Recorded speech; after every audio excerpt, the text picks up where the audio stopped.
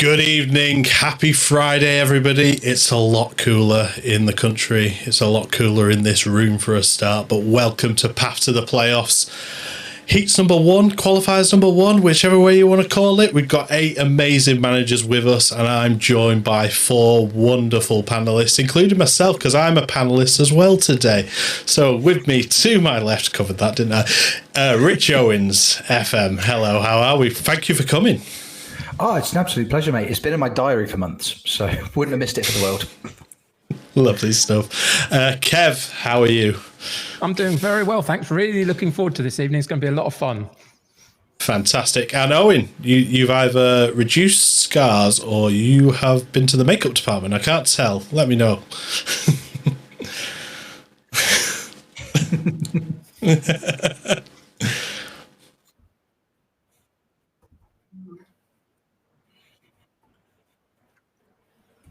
Yeah, lovely stuff. Are you sure? Yeah, that's good. So, Rich, what did you make of the draft? What was your general opinion? What was your takeaways from the draft? I think I was surprised. Well, not really surprised, but just, how strong everybody's teams are. There's, we talked about it on the panel on Tuesday night. Nobody's had a stinker. Nobody's had a shocker with this. It's 8, generally speaking, very well drafted teams. Which I think is going to lead to a really, really exciting competition tonight. I think that it could go any way, absolutely any way. Fantastic. Kev, being probably the most experienced drafter out of us all, not an age thing, I wasn't going an age thing, doing lots of drafts. What was your takeaways from it? I think that Rich is right. There's no weak squad totally. There's always something that's going to redeem every squad that we've got. I think that the great thing about this evening, it becomes about manager and it becomes about tactical style and formation, but also just keeping it cool and understanding how you're going to counter what the opposition throw at you. So it's going to be a lot of fun. Anything can happen at this point, which is why we love drafting so much. Literally any result can happen this evening. So let's see how it goes. Brilliant. And in complete preparation for this evening, because I feared that Owen was going to turn up in a waistcoat, I accidentally muted him. Owen, how are we? You're absolute bollocks. I'm going to do it. I'm going to have 9 waistcoats on the next time. I'm pretty good. I feel like my great X-Men joke is wasted. But no, delighted to be here at the new fucking Path to Playoffs. I was I've messed it up. It's the first time. To be fair, it worked okay for you because you stumbled over. You missed everything on that side of things anyway. Lovely stuff. Anyway, let's go straight into it. Let's have a look at the format of the entire tournament. So it's all changed from the way we were in the playoffs in May and June. June was the last one. Wow, it was last month. There we go. It seems like a very long time ago now. Anyway, 2 qualifiers, one this week, one next week. The top 4 qualify for the main playoffs. There are 3 invited guests. Or is it 4? I can't remember. There's many invited guests, and then there are former finalists coming into there. It is free, actually, because one of the finalists can't make it, which is Sweet Left Foot. But Mozza is put himself in there. So for some reason, the finalists always make it. Then it goes into the normal format, 2 groups of 6 into a quarterfinal. Winners get into the knockout by a semi-final. Then it's the grand final. So there we are. I think this format's going to work quite nicely for us. I think, especially a league format. We've not really done one properly. We did one during the qualifiers, but tonight it's every game matters, every point matters, doesn't it, Rich? Absolutely. Going into the qualifying, it's anybody's. It's absolutely anybody's. A strong start is essential. You do have the opportunity. If you don't start that strong, you can pick up steam as the qualifiers go on. But like I say, you're fighting for every point. A big theme on my streams on my channel quite frequently is respecting the point. I don't think there's any time for that tonight. If you can go for the jugular, if you can pick up 3 points, tonight's the night to do it. Top tip, guys, don't link your lights to follows on Twitch. I've just had a follow on Twitch, but there we are. I was like, what is he doing? Yeah, exactly. Yeah, you said the god magic word. Woo, woo. This is going to now end up going wrong, but we'll see where we carry on that side of things. I might have to just turn those bits off. All the followers are going to come in now. This is yeah, exactly. This is it. See? Smart thinking from myself here. Yeah, exactly. Yeah, also, Keg is saying, am I auditioning for the part of the lion in The Wizard of Oz? No, I'm not. I'm sorry. I'm afraid. But speaking of wizards, Kev, what's your thoughts using this type of format, League? I mean, how much is it going to come down to just banging those goals in and winning as many games as you can? Well, it's obviously all going to come onto that. That's what I was going to say. Thanks for answering the question for me. It's all going to come down to that. It's about who can get off to a good start. Can you ride the momentum for as long as possible if you do? But the other thing is figuring out at some point this evening, somebody's going to have to figure out where it's not quite working for them and they've got to change something to begin to get results. And that will be a key thing for somebody this evening. But yeah, as you start out this evening as a manager, all you're interested in is, can I get off to a winning start and can I ride that momentum? Also, I might ban Andrew Statline WX from the chat. He's just called me Michael Owen. Anyway, speaking of Owens, Owen! Hello. As an experienced FM22 drafter who is consistently in the mud, how do you get out of this mud in a league situation? I don't even know if I qualified. Like you would know, yeah. I was gonna say. I qualified out my last group. No, for me, like I had a tactic I used to play in FM21, and when I was trying to get worked, I defaulted back to meta. I think we'll see probably a lot of that at the moment. You're seeing a lot of the 3 strikers, the Malteser Falcon and Clates play. I wouldn't be surprised if we see a lot of that. Because this is only about surviving, getting into 4th place. Like, it's nice to win there is an advantage to winning the group. And you get a bonus, which I think you're going to announce later, Jeb. But for me, if I was in it, it's just about getting the 4th place. Play what you know works. Don't try anything fantasy. And then if you get to the finals, that's when you can try and break something new, maybe. Lovely stuff. Fantastic. Now, last time I did some voiceovers on the player intro. I don't know if it went well or it didn't. But Kev, would you like to do me in any comedic stylings or comedy accent for you this time? Oh, well, I'd like you to do your impression of Owen. I had a feeling Irish was coming. I knew it. I knew the minute I closed my eyes. Okay, let's introduce the players. So it is. No, that's Northern Ireland, isn't it? Viking Dan, so it is. Credo, Credo. Oh, it's Breezy, look at him. What a lovely fella. Doopy. The Stinger, you can't escape the Stinger. Look at Murph, what a lovely Irish name he's got. Tim Lewis, toy. H2, what a beautiful man. Potato. Those players start even moving his lips. Yeah. Uncanny. I know, it's unbelievable. Right. Anyway. Tom Cruise and Far Away was your inspiration. The worst Irish accent I've ever heard. I can only apologise for my part in that. Yeah, well, there we are. Right, on to the players. I was going to say we're going to keep it serious. So Viking Dan to start off with. Betty Swallocks, as he's known from his interview from the last stream. Draft position 8. He was the playoffs champion in May. His first pick was Tammy Abraham. And we have something new for this one. It's the Gouda Index. It's a 4.05 on the Gouda Index. Basically, the higher the number, the better value for ability you are getting. His last five PvPs has been mixed, and we did 10 sims. We did 10 sims, apparently, according to this. And he qualified 6 times, and he's the FM rankings number 1. Kev, talk us through his squad. Well, I think the first name that comes to my mind immediately is Tammy Abraham. I think he did really well to get Tammy Abraham being 8th in the draft pool that we had. And once he got going, it's what I've seen of Dan over the last few tournaments that I've been up against him or watched him do is kind of a Dan kind of squad. There's no huge superstars dotted through. There's one or two that could be considered a bit more than others maybe, but it's a really good squad all the way throughout. And I think the key for Dan's squad is always, for me, Dan himself. I fully expect him to go through this evening in one way, shape or form, because there is a reason why he's number 1 in the FM rankings. Lovely stuff. And then on next to Credo. It changes. Come on, wake up. So Big Sam Credo, I think we've discussed that many times. It is a perfect pose for this type of things. His best, his draft position number 7. His best performance, he got to the semi-finals of the qualifier. His first pick was Mobile, who's got a 2.91 on the Galder index.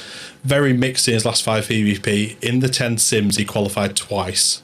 8 times not qualifying, 3 times bottom, and his FM rankings number 15. Rich Owens, talk us through his squad. So this is one of the squads where I said nobody's had a stinker. There were a couple of questionable picks in some of the squads. I think Credo's unfortunately ticks those boxes. He went in very, very early with Handanovic. He was tweeting earlier today saying, we were going to have to put some respect on the name Julian Weigl. I won't. I refuse to. I will not put any respect on that name. I think it's an absolutely howling pick, considering who was left in the pool when it came up. But regardless of, it's not a bad squad at all. But you've also got to bear in mind that, Credo is an accomplished PvP player. He's won tournaments. He's ranked 15th in the FM rankings at the moment. You'll remember from his last qualifying campaign for the playoffs, nothing is a foregone conclusion in any of his games until the final whistle. So I think regardless of how he does, I don't think there's going to be a single one of Credo's games that isn't enormously entertaining. Lovely stuff. And then we are next on to Mr. Breezy. A noble pick. Was it a noble pick, or was it thinking with a heart? Draft position number 6. Playoffs, he was a finalist in November 2021. More on that later. First pick was Latero Martinez at 2.68 on the Galder index. He's won his last 3 in PvP. In the simulations, 1 win, 3 qualifications, and he finished bottoms twice. FM rankings number 16. Owen, talk us through his squad. Well, his squad, I think the starting lineup and maybe a couple of subs, he's quite a strong squad. But I think Mark Noble, which is obviously a pick of the heart, being a West Ham fan, Zaza, who his chat are very passionate about being a great pick, is a fine pick. But I think once you go past a couple of players on the bench, if he's an injury crisis or a couple of suspensions, it might struggle. And you saw that in the Sims. He won once, he qualified 3 times. The other 6 times, not so good. I think he'd won 5th. Everything else was bottom end of the table. But outside of that, as a manager, he has a difference maker. He has a history of appearing in finals. He's done all the research from being on the lowdown. He knows how to play the game. So he can make up the difference that the Sims had. Lovely. And now we'll move on, and I'm going to say an apology first, but there's only one way I could have phrased this. On to Stinger. He's David Dickinson with muscles. The man loves a bargain. Draft position number 4. Playoffs, famously, twice finalist, twice loser. His first pick was Suchek, which has got 10.53 on the Galder index. His PvP form recently has been quite bad, but he's got a win on his last game. And on the 10 sims, he's qualified 4 times, finished bottom twice, and he's FM ranked 44. Kev, back to you. Talk us through Stinger's bargain squad. Interesting fact, I think his first 11 picks were all under 15 million. So... Yeah, no, absolutely. And I think that's the way Stinger likes to draft a lot, I would suggest. The great thing for me is that I've had some dialogue with Stinger through the week, and I may have suggested on the draft evening that I didn't think there was enough goals in this team. I've reassessed that slightly since looking through the squads over the last couple of days. We'll come back to that in a little while when we look at a couple of key players. But for me, I know that my fellow panelists will like the thought that Payet is there, but Zani Zaniolo and Alberto are there with Silva as well. And I think those three, even though I'm not totally sold on the strikers specifically, although maybe there's one in there, I think those 3 or 4 players behind the striker be really influential. And I'm actually backing Stinger to get out of this group this evening. Always the bridesmaid is always the tag for Stinger. Maybe not tonight. Maybe he won't win the group, but I think he'll get through. What a U-turn for the last night. Wow. I said lovely stuff, and apparently that's now my catchphrase. So lovely stuff. Right. Anyway, on to Dupe. Basically, Dupe was very good interaction with you, Rich. We'll go into that shortly. But basically, on the simulations, it's all or nothing for Dupe. Dupe, in the 10 simulations, just to go over it, he won 4 times or he didn't qualify. That's it. All or nothing. Dupe, starting soon. First playoffs appearance, his first pick was James Ward-Prowse, got a 5.8 on the Gouda Index. Last 5 PvP, he's quite mixed, and he's not competed in drafts for about a year. FM rankings number 37, still holding a higher position than some of us, but there we are. Talk us through his squad and his unbelievable foresight and how we saw it going, Rich. It was quite incredible. Obviously, Dupe and I were talking before the draft on Tuesday.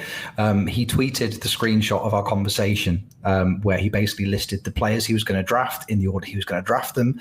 And then he said that, he was also going to go budget for a while and then just chuck a load of money at Cristiano Ronaldo. And Owen was probably going to pretend he figured it out in the chat, in the stream earlier on. So he, literally, honestly, it's like Nostradamus. Quite incredible. Crazy. So good. The fact, as soon as Owen and Kevin, all of us were like, oh, maybe he's saving up. Maybe he's going to go big, something like a Ronaldo with his last picks, being a United fan. Just say, is he? Maybe he is. Who knows? Just biting my tongue so hard. As you say, in the simulations, he promised me in that conversation as well, he's going to go the full Tony Jameson. He's either going to win the whole thing or he's going to just crash and burn spectacularly. There is going to be no middle ground with Dupe tonight. I see him in that top 4 at the end of tonight's games. I think he's going to give a very good account of himself. He's drafted to a system. He knows what he wants to do. He's got the players he wants. That can only mean good things. Lovely stuff. And we are approaching some time, so we need to rush with these a little bit, not too much. Tim Lewis, he's Welsh. He respects Yorkshire puddings. You know who I'm talking to there. He was draft position number 2. Playoffs, he's been in the qualifying groups. He didn't get much further than there. His first pitch with Vlahovic. He did win the Summer Cup last week, though, or the week before. In the 10 sims, he qualified 5 times, one of them winning the league. Talk us through his squad, please, Owen. I've become a bit more forgiving on his squad compared to where I was earlier in the week. He has some great players in there. He's got Grimaldo, he's got Fabinho, Hakimi. He did pick the worst player in FM in Kimpembe.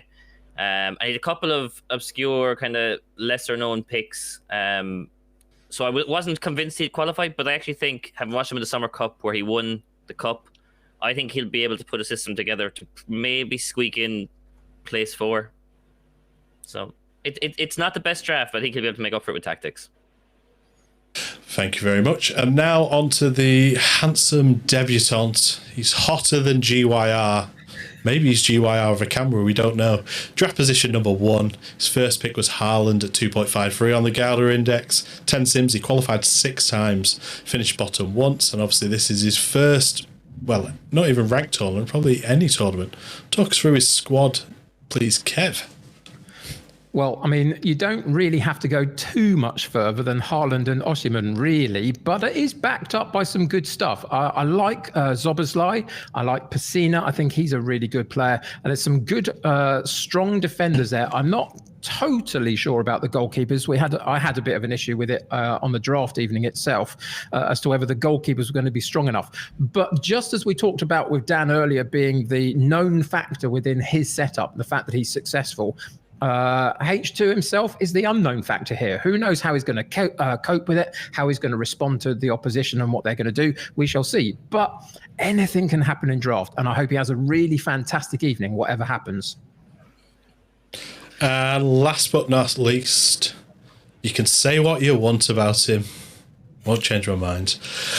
Draft position number 3. Playoffs, he was in the groups for the 92-93 draft. First pick was Virgil van Dijk, 2.86 on the Gouda index, mixed in his last 5 PvPs.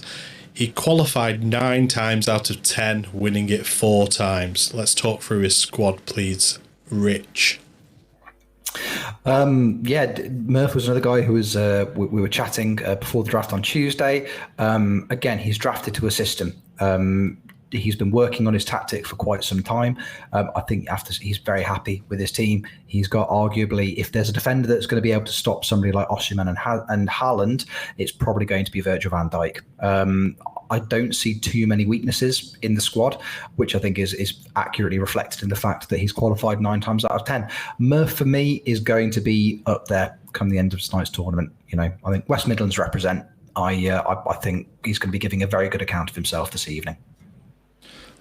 Fantastic. Thank you, Rich. And now on to predictions. So we started the other day and we'll start again with them. These are the media predictions heard by the excellent Andrew, Statline WX. The qualifiers were Viking Dan, Dupes, Stinger and Breezy, with Credo, Tim Lewis, Murph and H2 missing out. This is all just based on initial pre-game stats. But then I asked these guys to do some homework again for us, and they've come up with some other players, their top 4 who they think is going to qualify. So we'll start with you, Rich. Your 4 players to qualify: Viking Dan, Murph, Stinger and Dupe. Mm-hmm. I mean, I don't think you can, as Kev said earlier, I don't think you can look past Viking Dan. He's the number 1 ranked PvP player for a reason. Dupe, as I say, is by his standards, he's got exactly what he wanted from his draft. He's going to do exceptionally well. Stinger has got the PvP experience. I think you would expect him to comfortably qualify. And like I say, Murph's squad just lends itself to victory.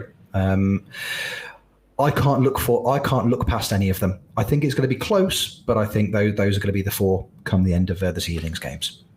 Fantastic, thank you. And then on to Kev. Your 4 qualifiers: Viking Dan again, Stinger, Dupe, and Tim Lewis. Talk about that Tim Lewis pick.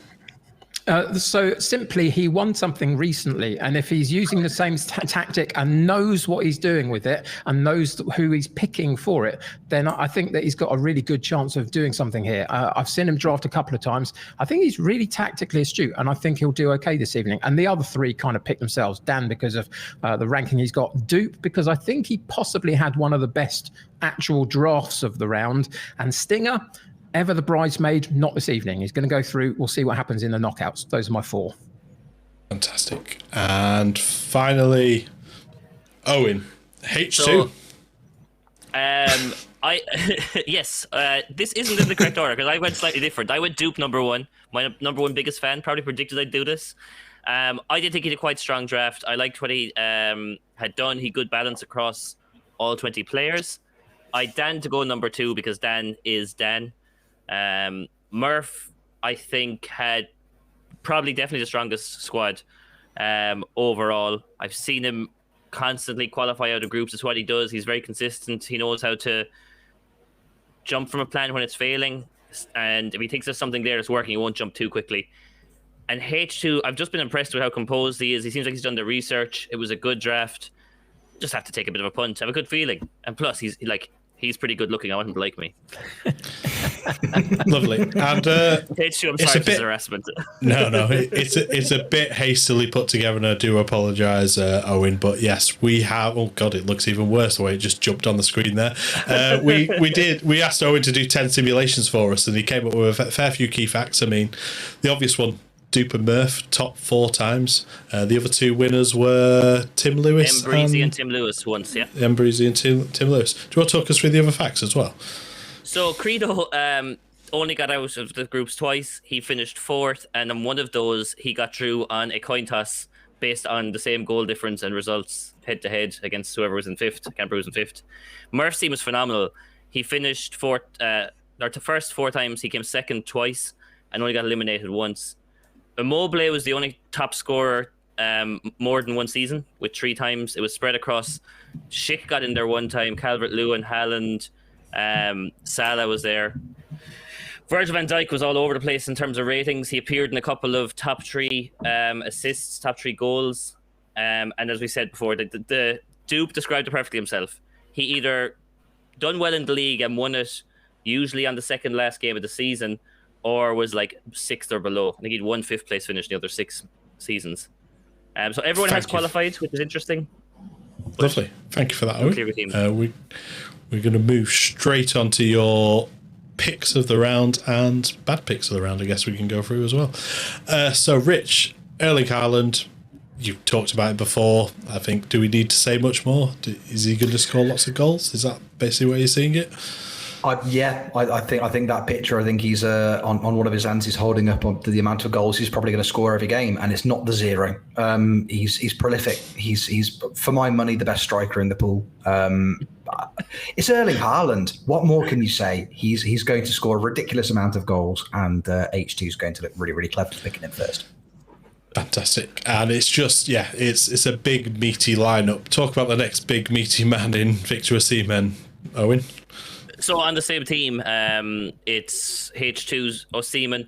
I would have put James Ward-Prowse here as the best pick, Dupe taking him first, but because he already had Haaland and he picked Osimhen, I thought that's just brilliant. You've taken 2 of the best strikers out in the game. If one of them gets injured, you still have a star striker lead the line, and you can't, you can mark one player out of the game. It's a lot harder to mark 2 players out of the game because most defenses have 1 star player. So I thought it was a genius second pick. Brilliant. And Tammy Abraham for Viking Dan.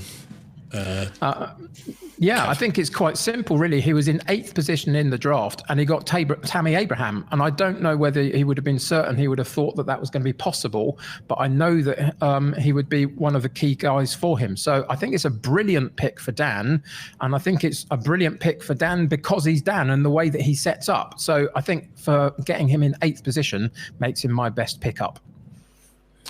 And just got this game screen open on H2 at the moment. Stinger is the favourite in game, and Credo is 500 to 1 outsider. Murph, Dupe, and Tim Lewis behind. So actually, that's not far off a lot of your predictions. Viking Dan is down at 150 to 1, so you might be in the mud a little bit there. But who knows about bookies, odds, etc. Right. They don't know Dan. Yeah, sneaky picks. Rich, talk us about Aguila from Viking Dan. He was second pick. I think he was Dan's second pick, and I think he was his second pick for a reason. He's the fullback pool. So the number of really, really good fullbacks in this pool. You've got to pay top dollar for some of them, like your Trents and your Reece Jameses, even your Hakimis.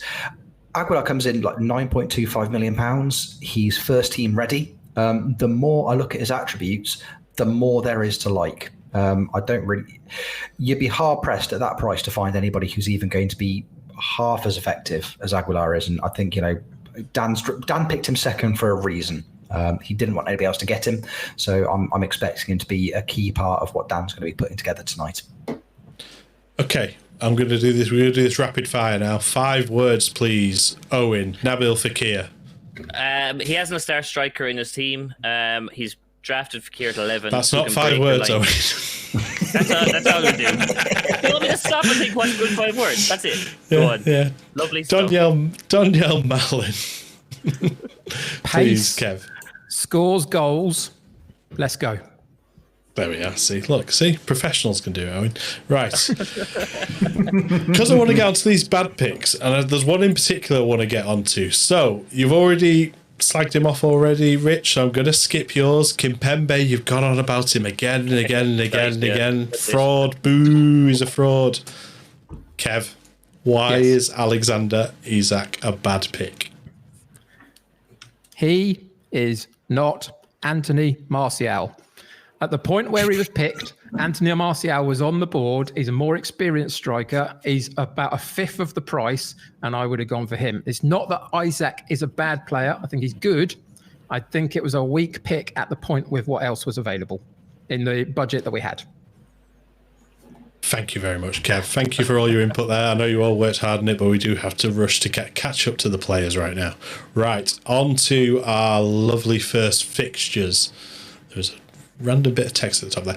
Anyway, first fixture. The featured game will be Viking Dan, Embreezy versus Viking Dan.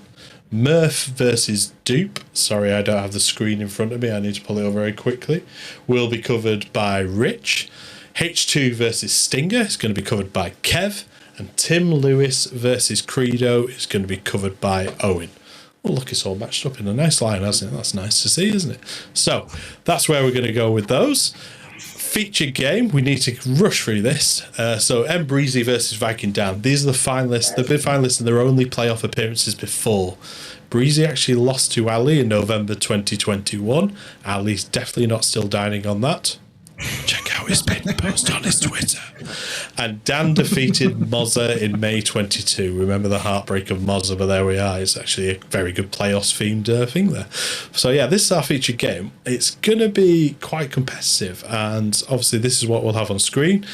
As I've said with you guys before, just call out the name and the goal and we'll cut to it as quickly as we can.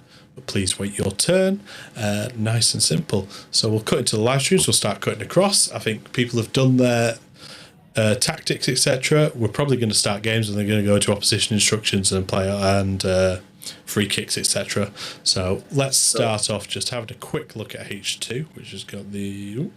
So H2 is just nice and calm, actually. I think... Interesting fact while you're looking at H2, both the teams in my thing look like they're going to go the meta way with 3 strikers as they're kicking off. Yeah.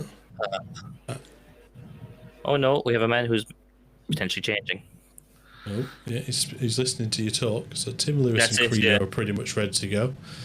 Yeah, he's gone Immobile and Dembele up front for Credo. Murph's going 4 up front. Sensio, a big favourite pick of Kev earlier in the week. And Rashford and Cristiano. Oh, no, that's for Dupe. Sorry, I'm reading this the wrong way. So Haller, Calvert-Lewin and Isak up front. Stinger's still going live. Dupe we've already seen. So we're going to skip straight up to Breezy. We're going to do the first half with Breezy on my screen. And the second half will be with Viking Dan. My little picture isn't changing. 3 striker lineups for teams that didn't prioritize, or managers didn't prioritize picking strikers, it felt like, in the draft. Yeah, definitely. Anything interesting happening on your setups, Rich, on your 2 teams? No. So we've got Murph is lining up with 3 up front, as you say. Dupe is playing almost like a wide 4-2-2-2. He's starting Rashford and Ronaldo up front. He was telling me that the system that he's using is one that's very, very similar to a system he's been using in one of his offline saves that he's had a lot of joy with. So I'm expecting him to know what he wants from his team. I think this is going to be close. It's two of my favourites to go through. I think whoever picks at the 3 points here is going to set themselves in very good stead moving forwards. I was going to say, for a first set of games, they are quite exciting. I mean, H2 versus Stinger, brand new to drafts, to probably the biggest drafting veteran in the draft pool, is quite exciting game for you to watch there, Kev. It is, and H2 is going to pull a surprise a little bit in the sense of he's got Pacina, who's a central attacking midfielder, playing him at left fullback at the moment in a 4-3-1-2 setup with Zoboszlai in the shadow striker role just behind Haaland and Osimhen. So I don't quite know what that means for Pacina just yet, but it's an interesting choice, and we'll see what happens with it. But yeah, all about Haaland and Osimhen, isn't it, really? And is a stick sat in the chat, can you see? Come back to that. A moment. Not that I can see at the moment. Oh, lovely stuff. And then Owen, you're talk us through Tim Lewis and Credo. I mean, it's an interesting matchup. I mean, they're both. I know Tim obviously made a name for himself in the Summer Cup, winning that, but they're both out to make a name for themselves in their first playoffs. They're both excited to be here. They're getting into the playoffs chat. It's a big statement. If they want to pick up a win, get up the board early with a 2 or 3-0 win. They've both spent a long time over their tactics, but they're both just chilling now currently. And I can't see any of their formations while they're waiting for them to load in. So that's all I can give you at the minute. We are waiting for them to start, I guess. I'm going to flick over to Viking Dan and see what's happening on his screen. Is he? No, he's waiting as well. So I think Stinger's watching Cash in the Attic or something, is he? Yeah, I was going to say, yeah, probably. Stinger's here. Stinger's here. He's nearly ready. Okay, lovely stuff. Yeah, good to see him. He is there. Let's just double check. Oh, Tim Lewis is a dog on stream. This is the most exciting thing all night. Oh, wait, quick. I'm coming. Over. Oh, yes, there we are. I take it back. Tim Lewis to win. We're all Tim Lewis fans. Yeah. So, Breezy started with Castiles, Fafana, Mancini. I'm going to have to read this upside down. Guardiola, Hatbour, Alex Tellez, Guimaraes, Basuma, Poulsen, Martinez, and Ivan Toney, which is unexpected to be starting, but there we are. Aaron Cresswell's on the bench. Obviously, going through the team talks. How much do the team talks matter in the early games, Kev? I think every advantage you can get matters in the early games just to try and get yourself off to a good start. Sometimes I think it's sometimes a little bit button pushing for button pushing's sake, a little bit. I don't think it's the be all and end all, but it does have those minute differences. Otherwise, it wouldn't be in the game. Fantastic. So we're kicking off here. It's interesting. Breezy's gone with 3 up front, and Dan has got 1 in Tammy Abraham up front. So yeah, Tim Lewis has gone with a standard enough 4-1-3-2 with the defensive midfielder, 3 centre midfielders. He played the same as the Summer Cup. Early corner. Ooh, it's over the bar. Credo getting a good chance early. We're in opposition instructed territory on the featured game here, so there we go. We're away finally. Very strong early attack for Murph.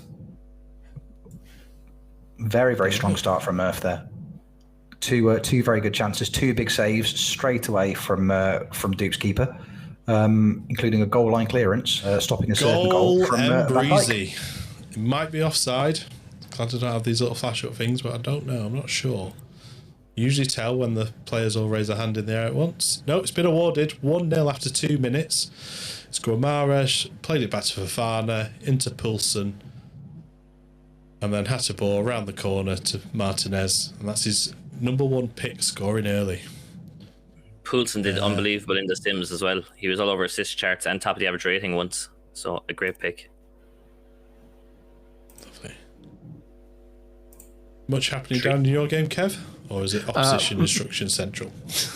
They've just finished doing that. There was an original chance from H2, and now there's a goal live from Zaniolo, just as I was talking, for Stinger. Picks up the ball at the top of the penalty box on the far right-hand side and puts the ball into the far corner from where he struck from, and Stinger takes a 1-0 lead after a minute and a half. Oh, lovely. So there's a couple of early goals in 2 games now. There's 3 early yellow cards in our game. Tim Lewis has obviously get stuck in. Half an hour and he's got 3 yellow cards already, which is rough in an 8 or 7 game league. Drew with a chance, big block for Greedo. Goal for Murph. You weren't sure. It's been disallowed. It's been disallowed. It's been disallowed. Alexander Isaac offside. Goal for H2 has been reviewed. It's been disallowed as well. VAR decision off a free kick on the far side, offside. Lots of teasing going on here. Lots of teasing. This is football. We love it. Right, where are we? I'm going to start a chart, by the way, guys. I'm marking down these false goal claims. A chance there for Guardiola from the throw-in. Didn't go anywhere, that one. Tim Lewis hits the crossbar from a long ball worked on the right-hand side, headed off the crossbar. Goal for H2. Really good Kev? bit of play right the way through the centre of the pitch, and eventually put through for Osimhen to run onto, and slots it past the keeper on the ground and goes 1-1 against Stinger. Really, really good finish. Took it slightly wide of the goalkeeper and hooked it back at goal into the bottom corner. 1-1. Lovely. We're half time in the Breezy versus Dan game. We'll go to Viking. We're half time here as well. Okay, so half time also here with Murph and Dupe, 0-0. Lovely stuff. If we go over, you can see the latest scores. So it's 1-0 to Breezy, and it's 1-1 in H2 versus Stingers. The overall 0-0. The guys just need to put some zeros in there. Lovely. Back to Stinger. Got a goal for Stinger off a set piece on the far side, puts the ball in, header into the back of the net. Quite simple off that near post corner kick. Souček gets a flick on, and Schick at this near post, as we look at it, eventually gets the last touch in the back of the net. 2-1 for Stinger. There's some tinkering here from Lewis. After taking off Grimaldo's on the yellow card and bringing on Lissandro Martinez as the left back and changing him to defend, creates a lot of success down that left-hand flank of his. So looks to be dealing with that. We're kicking off second half. So one very interesting thing that we didn't bring up, Viking Dan's undefeated in the playoffs. This could be going in the first match of the path to the playoffs. He didn't lose a single game on his way to winning in the goal for Murph FM. Valverde. Valverde picks it up on the edge of the area, advances in, and just lifts the ball delicately over Dupe's keeper. It's been coming. The game's been poised really nicely, but I think this could be the breakthrough now. Oh, goal for Stinger, and it's an awful one to concede for H2. It's a complete error in the middle of the 6-yard box. If you watch this replay, the ball will come in from this left-hand side from Aubameyang across the 6-yard box, and they're getting themselves in all sorts of difficulty, and eventually Schick gets an easy tap in. It's there was a goal for Martinez there as well, so it's 2-0 to Breezy. Coming to Credo. Credo's has gone completely wrong. Right. Credo's is a mile behind, but Immobile played a long ball from the halfway line in behind to an on-running Lenzini 1-on-1 who just tucked it away to the right of the keeper. Yeah, my Credo stream is currently on Tuesday, so it's quite far behind. Giroud has been. You can't go Credo's this way behind. So Giroud is just after going off injured for Tim Lewis. He is not happy. He is. It's penalty for Murph FM. Orejo drags down Calvert-Lewin in the box. And Sebastian Haller makes it 2-0. So Viking Dan's pulled one back. It's Tammy Abraham steals it off the defender. Terrible defending there from Breezy. And Abraham's gone round and put it in the back of the net. Picks the ball up, 60 minutes, game on. Tim Lewis is all over the place here. He's starting with 3 strikers. He put Vlahovic into the centre of the park. He's now put Giroud there. He's talking about changing formation, but he'll have to make all 3 subs to change the formation. Is he almost over changing too quickly? I think we saw it a few nights ago. It kicked off the second half. He had 2 good chances. Keeper made an unbelievable save for Credo. I think the changes he made at half time, which weren't major, he turned off cross early and stuff, were working. Goal for Murph FM. It's now 3-0. Dominic Calvert-Lewin rounds the keeper. Fofana's gone away. There we are. So goal for Stinger. Oh, penalty VAR check here. Penalty awarded. It happened while there was change being made, so I don't know what happened. So Stinger. Penalty Credo. Talk us through that goal, please, Kev. So Alberto into Aubameyang, drops off the front line a little bit and then puts the ball through the defensive line for Silva to run onto, slots it past the goalkeeper. You remember when I said on Tuesday that I thought Stinger didn't have goals in him? Yeah. Apparently being put away from Immobile. Yeah, we've just caught that. Side netting. So I couldn't see what happened. Goal for Breezy. It might be offside though. I'll put myself down on this list, guys. See, it was a goal. See, I knew it was, even though I wasn't there. Right, it was Alex Tellez out on the wing, plays through to Guimaraes, Rosanna and Ivan Toney to Martinez for a hat-trick, so 3 goals already straight away. Interested in their simulations, though. Nobody got above 6 goals in all 10 simulations, did they? Only one season had 6 goals, 3 had 5 as a top goal scorer, and everyone else was 4. Actually, it might have been a season with 3. Yeah. Tim Lewis, after putting a goal back there, it's a bog standard front post corner, Malinowski to Luke de Jong, who came on for Giroud. Chat had convinced him to keep with the formation, as looked to have paid off. Yeah, it doesn't appear to be doing that. He is now brought off. And has he got an injury? Nope, he's just making the last change. There was only 20 minutes left. I mean, it makes sense. He's goal for H2. Goal for H2. Back to 4-2. Eventually, finally, at 45 minutes on the clock, just before half-time, Haaland shows up into the game. Hadn't seen a thing of him before. Plays a 1-2 at the top of the box, gets through on goal, slots it past the keeper. We are back to 2-4, HT and Stinger. Lovely. Dan's doing some changes at the minute. No, that's fine. It's still 3-0 to Murph. Dupe's made many tactical changes. Ferran Torres is off, who unfortunately was at fault for 2 of the 3 goals that have already been conceded. Just gave possession away and led to very quick counter-attacks for Murph. So I don't think we'll be seeing too much more Ferran Torres this tournament for Dupe. Tim Lewis is now on 6 yellow cards and an injury. He brought in Camavinga, and about 4 minutes later, he picked up a yellow card. He's going to have squad problems come game 2 or 3. So Viking Dad claimed he knew what he was doing. He's just sent on Tyrone Mings as a striker. He's got 3 up front. Tammy Abraham, Beto, and Tyrone Mings. I don't think he had any more strikers anyway, and it's 4-1 to Breezy. Another goal. That's come from, I think it's Basuma on the edge of the box there. Yep. Alex Goal Tellers for Murph FM. Goal for Murph as well. Yeah, Valverde curls one in from the edge of the area after just a calamity of errors from Dupe's defence. Failed to get the ball clear. Valverde hits it first time from the edge of the D, curls it round, 4-0. Yep. I think our predictions are in the mud here with goal scorers, Owen. I'm just going to say. I mean, yeah. Oh, we have a red card here, potentially. Oh. Kimpembe, I'm calling this. It's undefeated as a fraud. Credo just down the right-hand side. The ball was knocked 15 yards ahead of the and there first he goes. dribbling. Wow. Oh, my God. Undefeated. The call of Kimpembe being a fraud. Speaking of frauds, Kev's favourite player in the world, Asensio, is currently playing a 5-7 for Duke at the moment. He's amazing, I promise. Until the Isak's on a 9 or something. Yeah, exactly. And it's Is he playing in time goal here. or It's something? 4-1 to Breezy. 4-1 to Breezy. Who's got how many minutes have we got left on your game, Kev? Oh, I've literally just started the second half, my friend. We are literally in the opening seconds of the second half. Lovely. Let's just have a quick check on the current scores while we're here.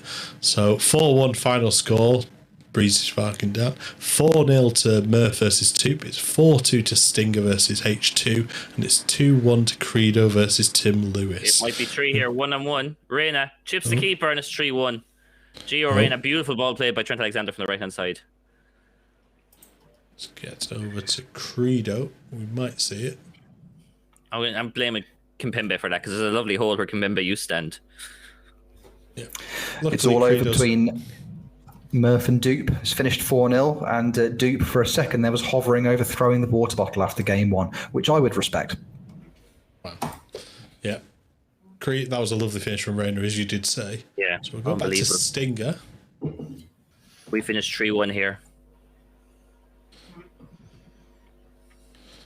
I mean, shout out also to Malteser Falcon, who's inputting all the scores for us. It's a baptism of fire for him with all these goals going in. He's having to keep up with everything. He's doing an outstanding job. So, Kev, is H2 gone a bit more attacking second half, or? He certainly made a couple of changes in that respect in terms of his structure of play, but it hasn't really worked. In this second half, there's been very limited highlights, and I think both have come from Stinger that I've seen so far in the second half, 70 minutes in. So you can see we are a big chunk into the second half. Not a lot has happened so far. We're into the tactical now. So are we full-time in both the other games, I'm guessing now? Are we full-time down with Credo and Tim Lewis? So I finished 3-1 here. 3-1 down there. Oh, Rich Owens is now following H2. What a lovely man he is. I live to give. I live to give. You know, I think he needed the boost. I think 4-4 calling it now.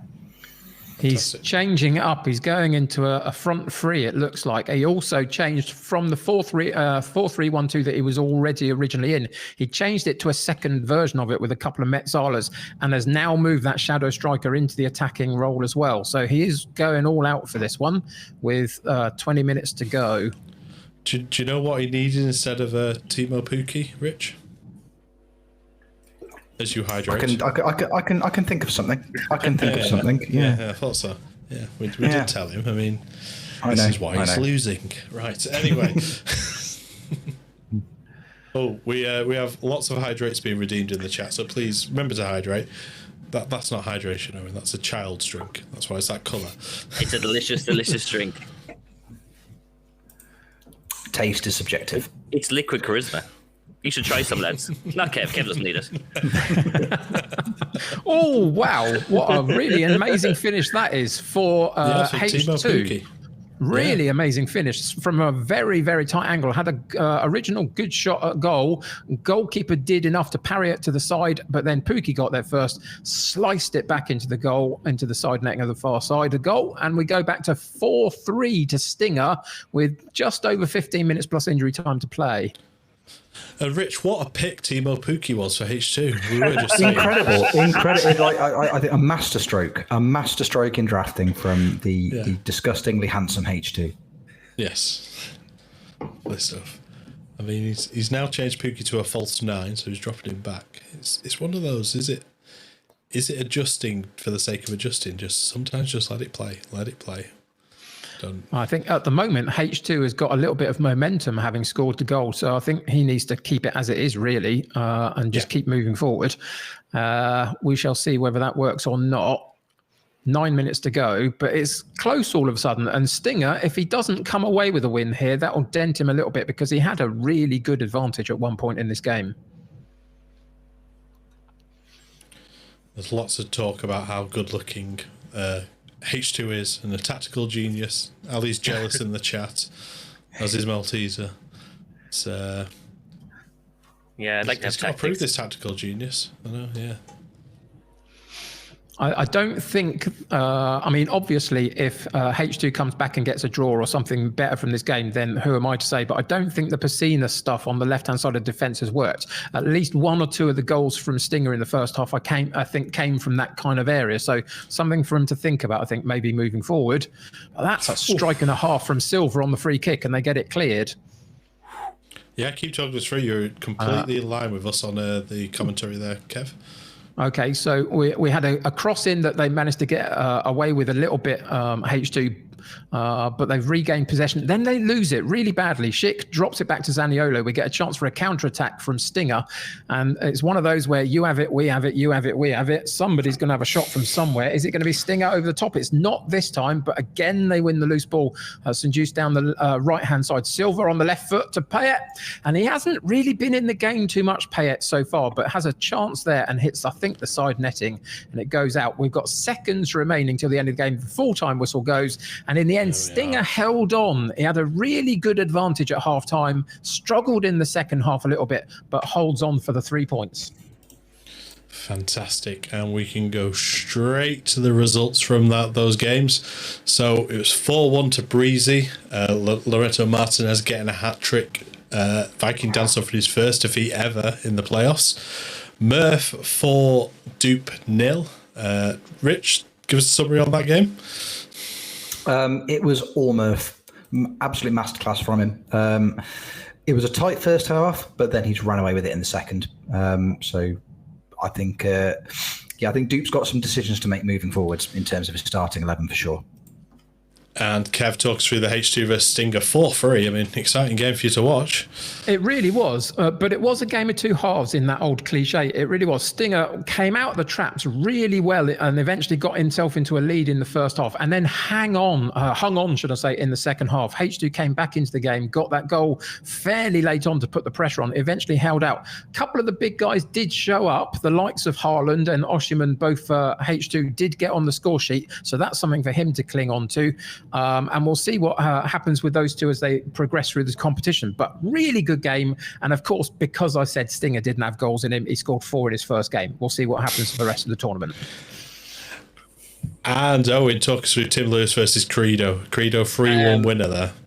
It was probably a lot more 50-50 than the scoreline suggests. Kimpembe obviously changed a small bit. Both had good chances. Both keepers played quite well. But I don't know, Credo looked to have run at the fence on, and I don't know if Tim Lewis had get stuck on in, but he had 8 yellow cards if you count the 2 for the red. So not great for poor Tim. Fantastic. And obviously it's the first game of the season, so it doesn't matter too much just yet, but with only 7 games to play, Murph and Breezy have got sizable goal differences behind them already and puts Viking down and Duke further down the table. It's like I said, it's very early doors. I mean, it's just the momentum now that they can carry on really into their next games. So there we are. Speaking of next games, let's get to them. Where are we? There we are. Look, push the button, James. There we are. Look, hi. Next games: Credo versus Stinger, Duke versus Breezy, H2 versus Murph, and Viking Dan versus Tim Lewis. Games for this time: Credo versus Stinger is going to be done by Rich Owens. Duke versus Breezy is going to come from Mr. Owen down the bottom. Kev's going to look after Viking Dan versus Tim Lewis, and the featured game is going to be H2 versus Murph. Have we? Oh no, I think there's only 2 teams that won the first games playing each other, so Credo and Stinger. Duke versus Breezy. Good game for you to watch there, Owen. I mean, is Duke going to bounce back? You'd hope to, because it'll be a real confidence knocker. Even a 1-0 loss here, you start panicking, you're 2-0 down, do you change something, do you stick? It's a big game, big game. Yeah, and for your game, Rich, Credo versus Stinger. I know you're a big fan of watching Credo stream, so hey, how do you think that one's going to go? I think there's goals in both teams. There's a lot of goals in both teams. I don't think this is going to be. This is not going to be a quiet game. I don't think there's going to be clean sheets. I can see each team scoring 3-4. It's going to be a great game for the neutral. And Kev, you've got Viking Dan versus Tim Lewis. So two teams that you actually predicted to go through, both starting with losses. Quite heavy loss for Dan as well. His first. Yep. I think ultimately for both teams, you'd look at this match though and say that's if you're going to find somebody to play second and you've lost, it's good that you're finding somebody else who lost. So there's not momentum against you immediately. So it's still all for them to play for at this point to get their momentum early and continue on. So it'll be an interesting game. The other question is ultimately how much does home away neutral advantage actually impact you? Even if you're the first on the team sheet at a neutral venue, does that impact anything? I don't know. Something to think about as the evening goes on, though. Yeah, I think it was something people have mentioned before as well. Even like the domestic player bias, like we're obviously not going to have any Gibraltar players over there, but more. Have you got several French players in your team, several English players in your team? Is that going to make a difference? What's your thoughts on that, Rich? I think that it's the domestic bias is definitely going to come into it in some capacity because it always has the potential to. I think somebody was mentioning in the chat that Gold was saying that he doesn't think Stinger's got the best bench. So again, it depends in terms of how he's rotating and the players that he's got on his bench. I think that could definitely have an impact in this game, and I think moving through the rest of the competition as well. Yeah, and obviously Tim Lewis with suspension to Kimpembe, and then he's got a lot of players on yellow cards, as Owen had raised to us earlier. Anyway, on to our featured game for this round. And it's the newcomer, H2 versus Murph. Murph dominating win in his first game, second competitive game for H2, 4-3 loss, not as bad. The assistant's key, so we've not seen any appearance from Stick in H2's chat, but is McTyler and yep, Steve Hood is in the chat for Murph. Are they going to be quite key? And also it's Haaland and Asim Hen versus Virgil van Dijk. Van Dijk's very good, but can he handle both? Owen? As I said, I think why Asim was my best pick. I think Van Dijk will get rid of one of them from the game, but it's hard to mark two of them. Even just from set pieces, they're two big men. I think it's a great decision from H2. Lovely stuff. And guys are going into games as we wait, so we'll just go to the live screen. Some news from Dupe. He has Anguissa and Digne out for this, and Bruno Gomes is out for Breezy. He's only orange injured, so he's not risking him, but the other two are, I think it was 2 to 3 weeks for Digne, and I didn't see the news for Anguissa. Yeah, Murph has got Javi Galan out. Also, if Mozza or Mal are in the chat, Sorry, it's 7 to 10 weeks for Anguissa. I know whether Dupe was listening, but it's not good. He's changed his formation as a result, so it's a big injury. Yeah, it's a lovely interruption there. If Mozza or Mal are in the chat, if they can update us with suspensions and injuries, that'd be really appreciated. Rich, how's your game starting up? Any big injuries or anything to note that we might not know of? No. I think looking at it, I think Stinger's got pretty much a full squad to choose from. I think pretty much the same for Credo as well. So I don't think any selection issues for either. I wouldn't expect too many changes from either manager, considering how well they both played in the first game. And I've just got H2 on here, so we're going to start H2 on this game. 18 players are concerned that they could expose the formation could expose them at the back. So that's his entire squad is worried they might be exposed at the back. Sometimes you do have to listen to the players. I don't know. It's we'll see how that one goes. Coach Zanko's in his chat as well, so it might be a different assistant in the chat for him. I like the idea that his whole squad are wearing those your two streams, Kev.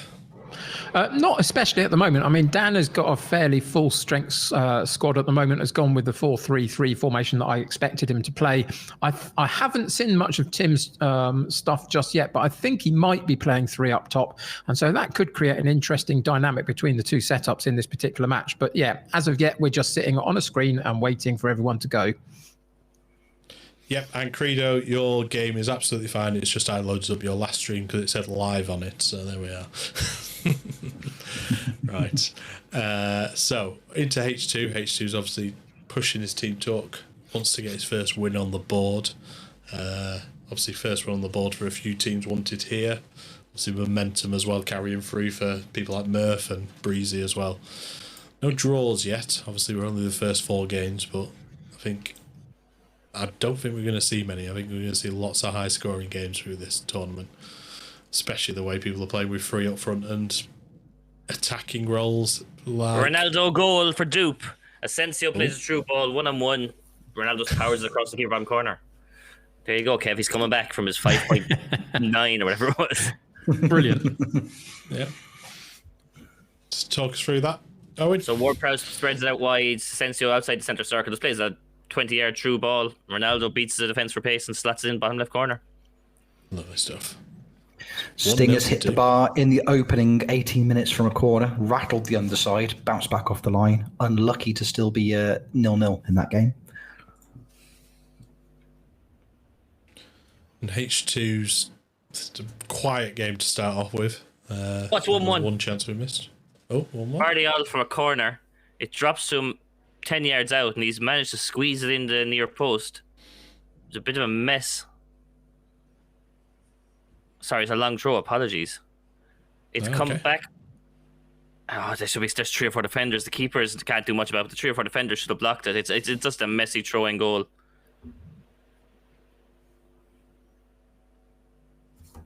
Just back to official game. Much happening in your game, Kev, or is it still starting up? No, 14 minutes in, but not a lot has happened. There's been a couple of attempts off camera, as it were, a couple of shots at goal, but not a lot on the highlights. At the moment, there is a highlight for Tim Lewis, and it gets through, and it's actually another goal live. De Jong gets through, powers the ball past the goalkeeper, ball over the top, nice strike, and actually Tim takes the lead after 15 minutes, 1-0 up over Viking Dan. Can we catch that on the other side? No, we missed that goal, sadly. A little bit behind on those 2 streams. I'll give it a little refresh on there. It's half time between Stinger and Credo. It's still 0-0. A pretty poised game. In terms of the stats, I think Stinger is edging it, but both teams have started to create chances towards the end of that first half, so I don't see this finishing 0-0. Goal, Yusuf Poulsen for Breezy. There was a throw-in taken. It's the world's longest highlight. They're playing it around the edge of the box for 20 passes, trying to break them down. And eventually the ball's slid through by Gerson, I believe, to Yusuf Poulsen, who makes no mistake from about 16 yards. Yes, but zoom it to Gerson. That's a lovely finish. Goal, Viking Dan. He made a really interesting change after the Tim Lewis goal. He put his holding midfield player back into central defence as a back 5, made him a ball-playing defender. Since then, DePaul went on a brilliant run down the right-hand side of the box, eventually goes right to the byline, puts the ball across, and Abraham just is in the right place at the right time in the 6-yard box, pokes the ball home for 1-1 after 20 minutes. We've also just lost Owen, or I don't know if we have or not. Have we?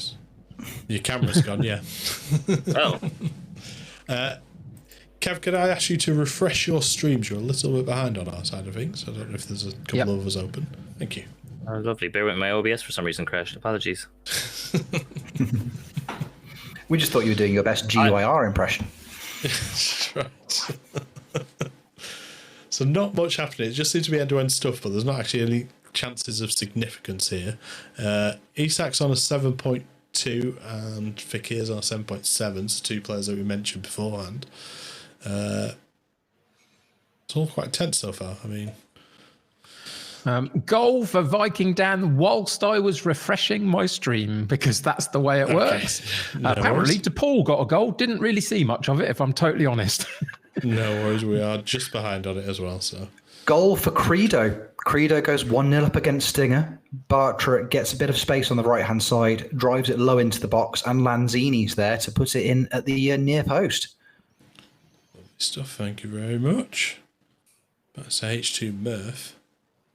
So Abraham and DePaul and De Jong. Luke De Jong. Has Luke De Jong got 2 goals already?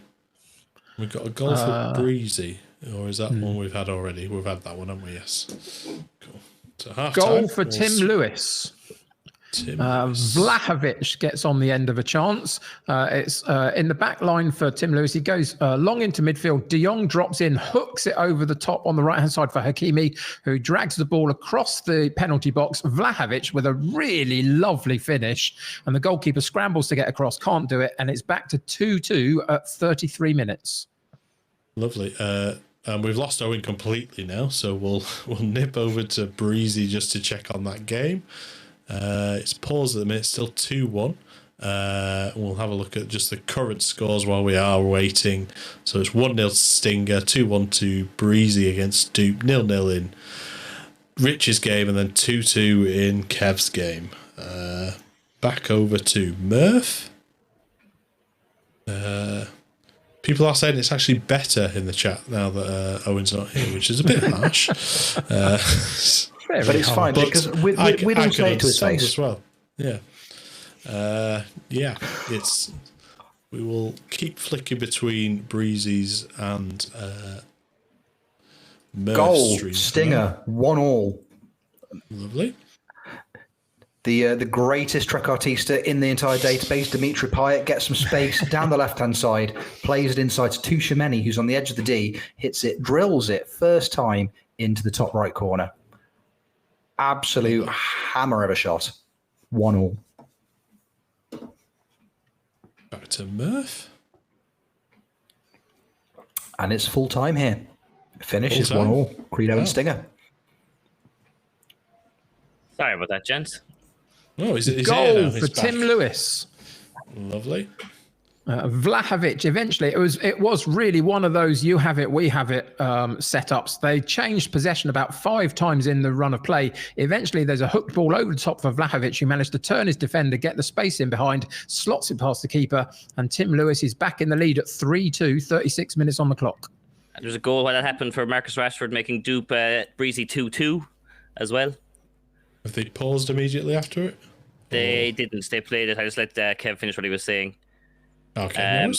Breezy's made his third change quite early Goal here. Murph. It was Dele Alli with a chip by the looks of things. Dele Alli did perform quite well in the simulation. He was top assists in one season. He also performed terribly for Everton the other night. I don't know if you saw that miss. It was up there with the Nunez misses. the Valor miss from the couple of weeks ago. Scoot. Are you okay? He's moved to Scotland now, I'm pretty sure. He got signed. Oh, okay. I think Ross County, What, maybe?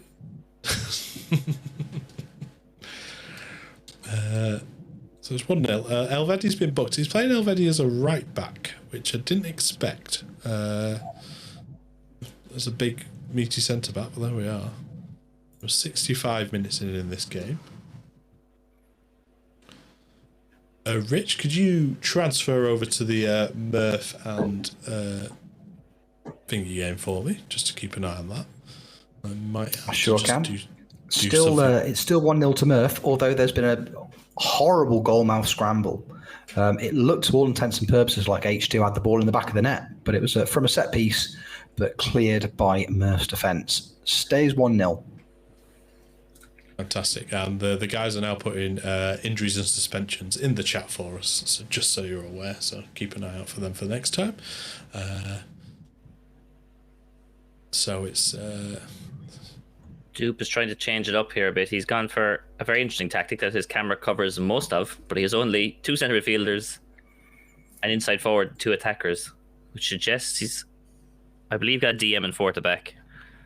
Yes, he has. He's got an anchor in Højbjerg.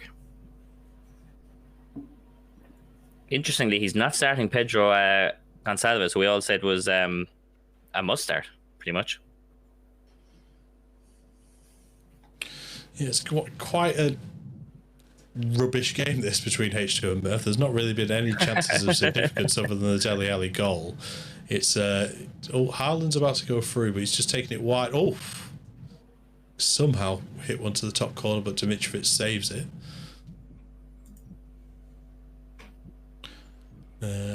It seems to be all H2 at the moment. He's trying to get that equaliser back. Haaland into Szoboszlai. And every time Murph seems to clear it, one of the defenders from penalty for H2. Tim. Ooh, over. Vlahovic steps up, puts it away. It was De Jong, I think it was, that got brought down in the penalty box. Referee took it to VAR, gave the penalty. Eventually, Vlahovic steps up, and Tim Lewis is now 4-2 up over Dan, 68 minutes into the second half. Oh, glorious chance, Mr. Dupe, with 2 minutes left. Oh.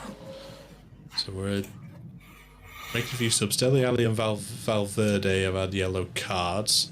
Vlahovic, fraud, is the Owen? Yeah, I stand by it.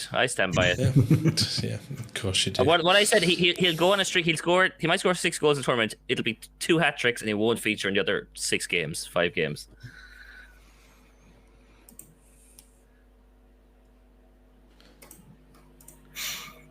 Fraud FC is undefeated, I'm telling you. Kimpembe is having a great game on the bench here. Or not even on the bench. Lovely. So Hood and McTyler are both in Murph's chat, so he has got both assistants with him. And I'm going to go over to H2's chat and just see if Stick's made an appearance. No, Sticker's not. Sticker's abandoned him. Late chance here for Breezy, it looks like. Ball back to Cresswell. Tornsby gets it back again. It's back and forth, this highlight. Could go either way. And ends up in a boring 16-yard header from Tony into the hands of the keeper. Alexander Isaac has scored for Murph. It's 2-0. It's a through ball. As we can see, Dimitrovic, long throw, very long throw. Van der Beek. It's heartbreak for Dupe. And it's Isaac with the goal. Breezy. The Tower Martinez here. It was the world's longest highlight. The keeper for Duke kicked it straight down to Breezy. Ivan Toney had a beautiful slide rule pass in that the keeper, he comes rushing out but just stops before going down the ball, and Martinez smashes in bottom left corner. It's cruel for Duke because he's been the better team here.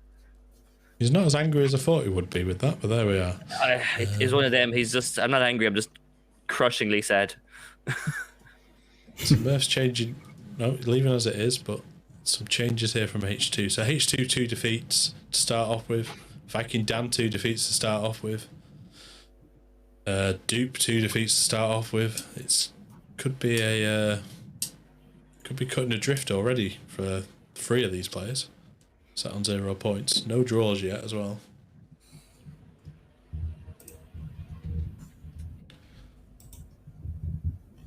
Van der Beek back to Tonali for Kier. Van der Beek again. So Brandon Williams is playing as a right back, as I think we discussed in the draft. Reece James. Game over for Dan and Tim. 4-2. It's interesting that Murph's got Reece James playing at left back and Brandon Williams playing on the right, whereas because Reece James can't really play on the left, but Brandon Williams can comfortably play on either side. Goal for H2. It might be offside though. I might be on a strike on it. Who knows? It's a hell of a finish from Haaland. Is it going to count though? It is disallowed. That's 1 for me. There we are. We're all tied on 1. Right. How dare you? What do you mean we're all tied on 1? We're all tied on 1. You disappeared. That counts as 1. I'm name over here. So it's cancelling everyone. We're all finished here with 3-4 to Breezy with a heartbreaker. And we're all finished here as well. 2-0 to Murph. Murph goes 100% as well with 6 goals in 2 games. And 2 clean sheets as well, importantly. So there we are. So let's head over to look at the results. So 1-1 with Credo and Stinger. I said there was no draws. There was obviously very much obviously there was a draw. So 1-1 with Credo and Stinger. Dupe and Breezy, last minute goal for Martinez. That's 4 goals for him, 3-2. Talk us through that game, please, Owen. It was all breezy early on. He was creating better chances. Dupe got a goal, kind of the first shot of the game, but other than that, it was all breezy. Went 2-1 up. Dupe made some changes, came back into it with a goal from Rashford, and from that point drove on in CXG and looked like he was going to score it. Even the last highlight, his team works into the opposition box. They lost it, conceded with the last kick of the game, pretty much. So, real heartbreaker for Dupe. I don't think he did much wrong tactically. I'd stick with what he's got. Credo and Stinger. Sorry, Rich, I just completely skipped you to talk us through that game. No, I won't. How dare you? Okay, fine. No, it was a very, very well balanced game. I think the draw, was the right result. I just don't think either of them kind of ever really got out of second gear, which I know is a horrible cliche, but there was no real attacking highlights to the majority of the game. Both of them could have scored early from corners, but in the end, I think 1-1 was the right result. Fantastic. And then finally, Viking Dan versus Tim Lewis. So Viking Dan, 2 defeats in a row. Somebody was undefeated before he started and heavily favoured by 3 of my friends here. Talk us through that, please, Kev. It was a really great game of Football Manager, to be honest. There were loads of chances created by both teams. It was actually very even in terms of the statistics for the game, but Vlahovic was absolutely the superstar, got his hat-trick, got the match ball, as it were. And it was interesting because Tim Lewis went in with his 3 up top, played that for most of the game, but once he was got, I think, the 3rd or 4th goal, he changed it and became a little bit more defensive. Dan, on the other hand, throughout the game, played about 3 or 4 different formations, trying to find something to work. Never quite got himself in front at the right moments, and Tim comes away with the 3 points. Lovely. And that leads us on to having a look at the league table, and it's already becoming quite interesting reading in the fact that Murph and Breezy are on 6 points undefeated, Creeder and Stinger are on 4 points, Tim Lewis is on 3 points, and then H2, Dan and Dupe have got some work to do already.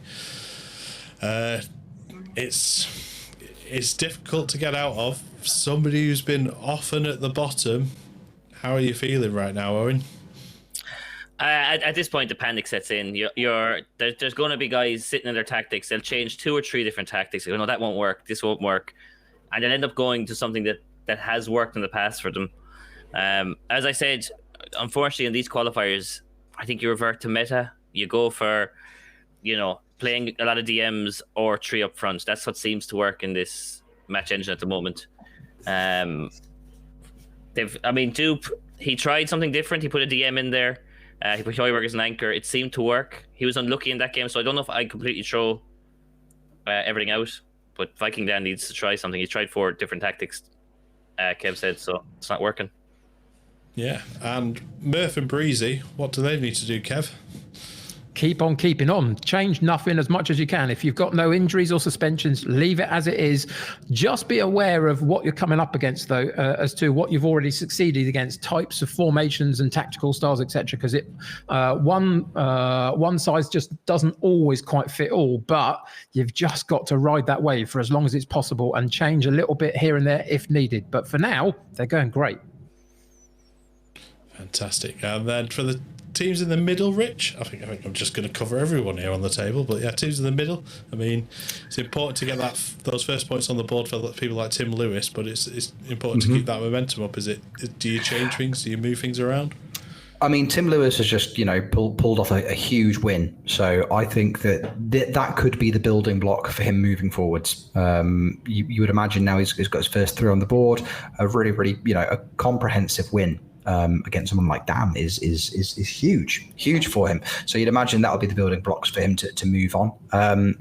Obviously, you've got Credo and Stinger, both still undefeated, both haven't lost a game yet. So they'll be looking to build on what they've done so far as well.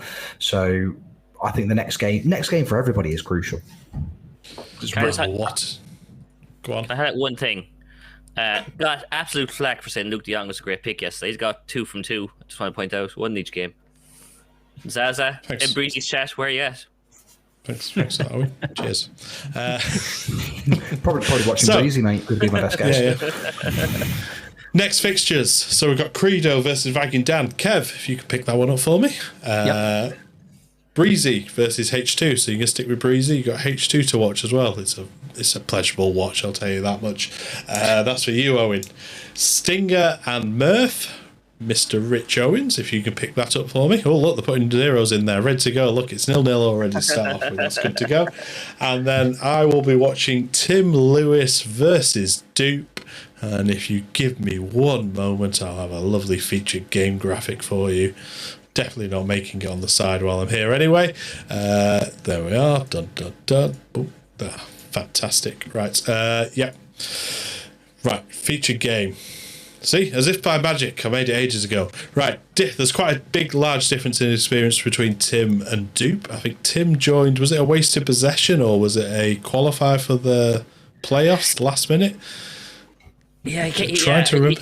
It's only a couple of months ago.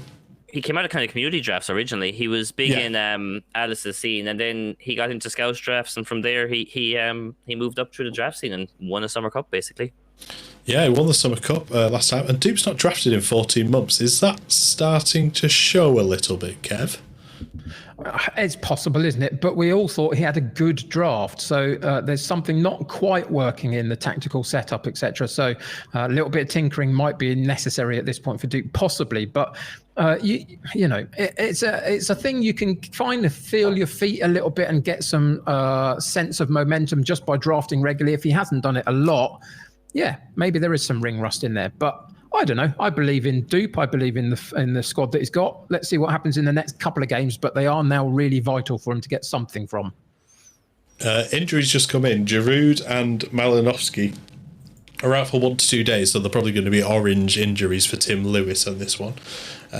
All the other injuries I think we already know about. Yep. Just those 2 big ones for Dupe, obviously Digne and Zambo Anguissa. He might get Digne back, but I think Zambo Anguissa's out completely, isn't he?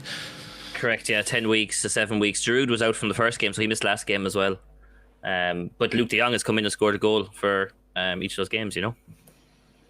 Lovely stuff. Well, broken clock's right twice a day, Owen, so... My experience, that is not correct. Your clock's really broken then. Right, so on to the live games. Yeah, I was going to say. Live games, we'll start with Dupe. He's a little cooler today, not as hot up in that attic today, so no cold towels or TikTok impressions. I don't know. I don't understand TikTok being 24. I'm far too old for it. Rich, talk to us about TikTok. Yeah, it's kind of like a short form television program. Right, there we are. Lovely. Quite popular with the kids. See? Yeah, there you go. That's... I can't believe there was another clock joke there. I was going to use it, but I didn't get a chance. Yeah, we were all queued up for it. We're like, come on. Yeah. There was a joke, but I'm not going to make it because I'd like to be invited back to the panel. So trust me, it was really, really good. It was really I'd good. make all the jokes you can, Rich, because it's not looking great. The only reason I'm here is because of Tony's lasagna jokes from last time. That's basically what it is. So. And they were my fault. They were, but there we are. Somebody tried to send me a Kevin. Somebody sent me a Kevin lasagna joke. I was like, I've heard every single one of them from comedian Tony Jameson, who's made his return to stand up this evening. Kev, what about your game? Talk to us about Nothing's happened. Haven't seen either setup because I was trying to load up and refresh and got 4 adverts in a row. And we're sitting on a screen I can't see a thing on at the moment in terms of what they're all doing. Other than apparently Sanson has been bought in for Alvarez for Dan. There you go. Expert analysis. Fantastic. Rich, on your side of things, obviously we might not be starting. We shouldn't be too far off, to be fair, but... Anything of note? It looks like we're there or thereabouts. Doesn't look like too many changes for either manager. I think the only change I can see from Murph is that he's got Haller starting ahead of Fekir, Owen's sneaky pick. So, not too many changes from either manager. I don't think either of them have got much they would want to change after their first 2 games. I must say, I really detest Dupe's front line of Martial, Rashford and Ronaldo. I don't know why. I just really dislike it. certain smell of scum to it. So there we are. I beg your pardon. Well, how very dare you? That's yeah, exactly. You're in the United City. You support both sides of Manchester, I heard. Yeah. Right. I support everybody. What can I tell you? Yeah, exactly. We've kicked off here. The only big change in our lineup is Bruno Ramirez returns from injury for Breezy. So yeah, Malinowski does start for Tim Lewis. So it is Giroud. I think his partners. No, it's Vlahovic and De Jong up front. Somebody is saying that Martial and Rashford have scored in 3 games in a row in pre-season. I mean, that's really going to matter. Oh, Darwin Núñez scored 4 yesterday. So just there's a bit of a kit clash going on in the game between Murph and Stinger. So if anybody scores, then it's just make your own minds up. Just decide on the final score yourselves. Would be my advice. Currently sat in set piece simulator. Goal, with Duke. Viking Dan. Lovely. Brilliant counter-attack from Dan, who was being put under pressure in his defensive area, eventually got hold of the ball from Aguilar on the right-hand side, who puts the ball through for DePaul to run onto off the back of the defenders, gets through on goal, puts it into the back of the net, and after 5 or 6 minutes in, we are now 1-0 up for Dan over Credo. Oh no! There's one of those people in Van Dan's chat because he drafted him. It's his own fault. But there we are. But yeah, he did mention Rodrigo De Paul in his interview the other day. Oh, stay with me. He's just hit the bar. We've got a goal. It's 1-0 to Stinger. Zaniolo got free in the box. A series of blocks and saves from Murph's defence, but Aubameyang, at the third time of asking, just gets up and heads into an empty net. It's James Ward-Prowse. Is it going to be a free kick? I think it is. Oh, no, maybe not. Open play. Martial takes it down the wing, plays it back to James Ward-Prowse. He basically just rounds the defender and smashes it into the bottom left corner. 1-0 dupe. Oh, there's a goal there for Breezy. Gone to VAR. I might have my first one here. I think he's onside here. Pushing the button. Come on. Yeah, I'm gutted. Tell you, never in doubt. I wasn't panicking at all as the Tower Martinez set up by Ivan Toney. I think it's the 3rd assist I've seen Ivan Toney provide. He's goal for Murph. It's 1-1. Brandon Williams gets free down the right-hand side, which for whatever reason Reece James still isn't playing on, and drills it into the goalkeeper's hands, who fumbles it, and Haller is there to tap into an empty net. Goal for Credo. Yeah. Ball over the top from midfield, and Immobile just sidesteps the goalkeeper, puts it into the back of the net, and we are back to a 1-1 on 21 minutes. You hate to see it. Can I have a refresh on Murph stream, please, Rich?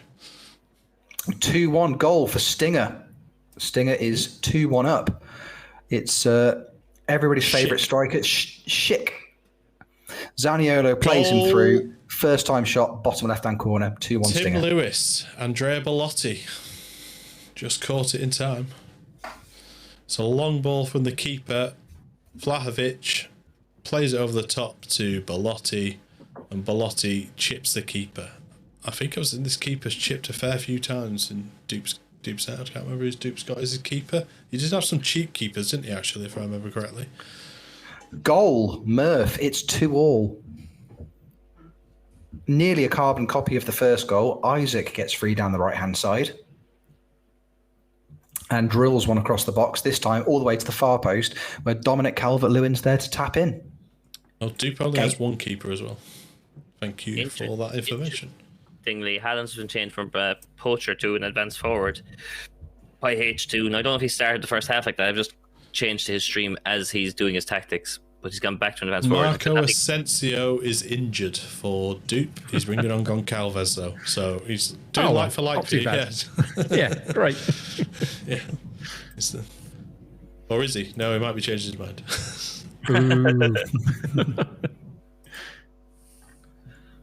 It's strange that he's not started Goncalves at all. I mean, I understand where Asensio is, but as a central midfielder attacker, even as a...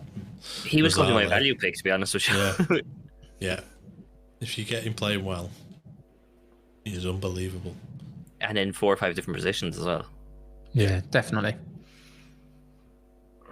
Only these people would listen, Ed team.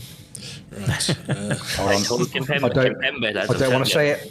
I don't want to say it just yet. Goal, 3-2, Murph FM. It went to the VAR. Tonali clips it in. Calvert-Lewin gets up and wins another header, and Haller gets on the edge of the ball, edge of the 6-yard box, and tucks it in the bottom left-hand corner. Half time with Dupe and Tim Lewis. So we'll head over to Tim. H2 is grinding here for his. It's acting like a man who's desperate to survive in the league. He's gone to 3 up front. Goal for Dan. Viking Dan eventually gets a cross in from this right-hand side. Gonzalez drops the ball back to Aguilar, who puts it through down to the right-hand side of the box to DePaul, puts it into the 6-yard box. Abraham with a simple tap in, and we are back to 2-1 for Dan at 66 minutes on the clock. Lovely. Back to Tim Lewis. Start second half here. All action in all the games at the minute. It's fantastic to see. Real 50-50 game here as well, yeah. Yeah. Tim Lewis is playing Fabinho as a centre-back. Is that a waste of him? Kev?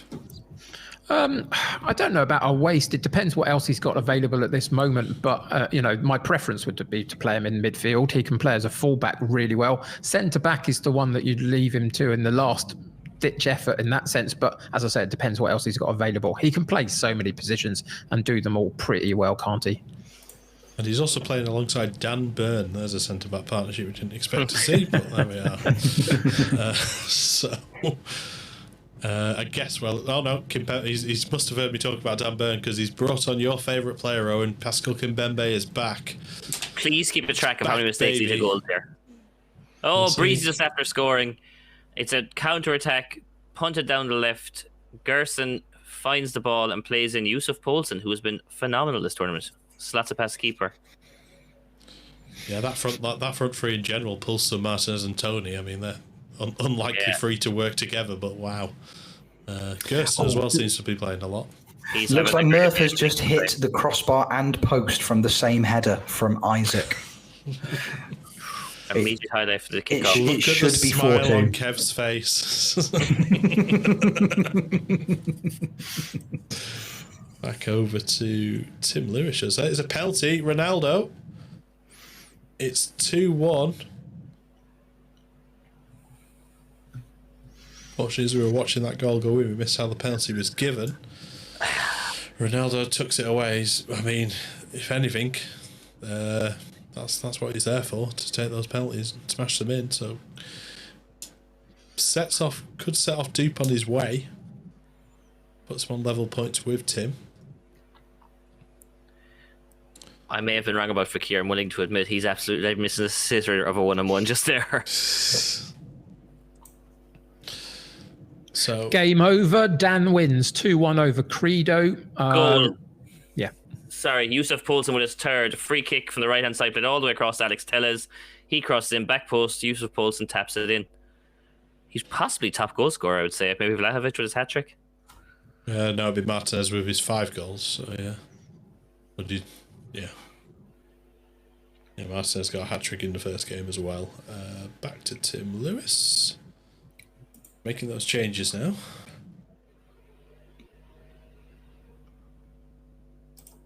He's gone extremely high. He's just basically going for it now. He's 2-1 down in 74 minutes gone. It might be a bit too early to go for this, but we'll see. Stinger's making changes. He's going far more attacking for the final 10 minutes here against Murph. Still 3-2.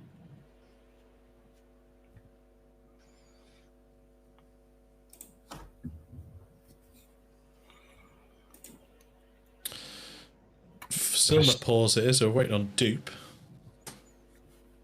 Just waiting for those changes to be made.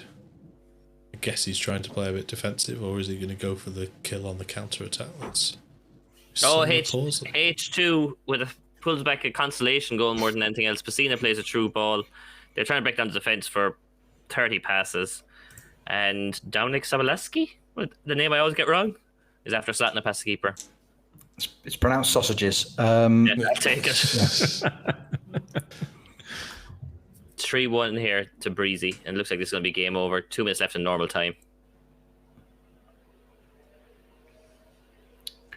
Looks like Isaac has picked up an injury for Murph. He's able to carry on. He's able to stay on the pitch, but he might need resting in Murph's next fixture. Down to the final 5 minutes. 1-on-1 Timo Pukki. Big save. 2-2 Tim Lewis, Musa Sissoko with the assist from Vlahovic. Again, Vlahovic has been involved in a lot of goals, so that's 2 assists in this game for him, and he's got a bag full of goals in the last game as well. Vlahovic with a volleyed assist to Sissoko. Sissoko just smashes it past the keeper. 2-2. Gerson's taking a knock in this game, so he was subbed on. He's getting subbed off for Mark Noble's going to shore up the defence because Breezy's conceded a couple of chances in the last 3 minutes. He's looking worried for a man who's up 3-1 with 2 minutes left. It's all over here between Murph and Stinger. Murph holds on for pick up a 3-2 win. So that's 3 from 3 for the boy Murph FM. Now we're back into a pause again, so it must be... It's not actually Tim not making changes. One of those things that we keep saying is if it's working, just leave it as it is. Looks like he's going that way with it.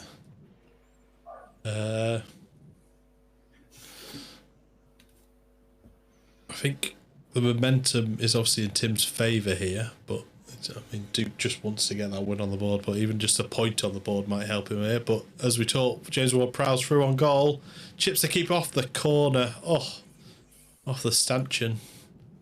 We're all done here. 3-1 Breezy takes away a reasonably comfortable effort. A little bit of sweating at the end with a couple of 1-1 chances, but Fakir's let H2 down here with a big miss. Neto playing the ball out to Hikimi.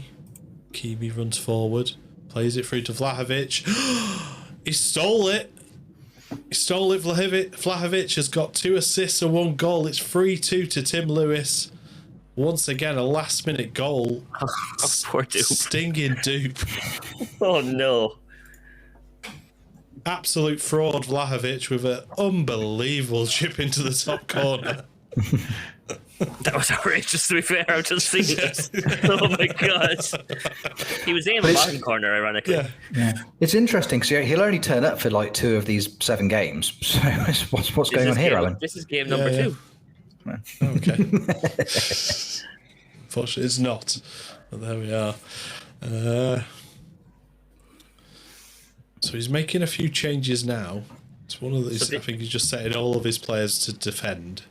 But this is a tactic. I spoke to him before that he found that Giroud is quite a capable anchorman when he wants to shore up a game, and he has done that in his. Oh yeah, he's brought. Well.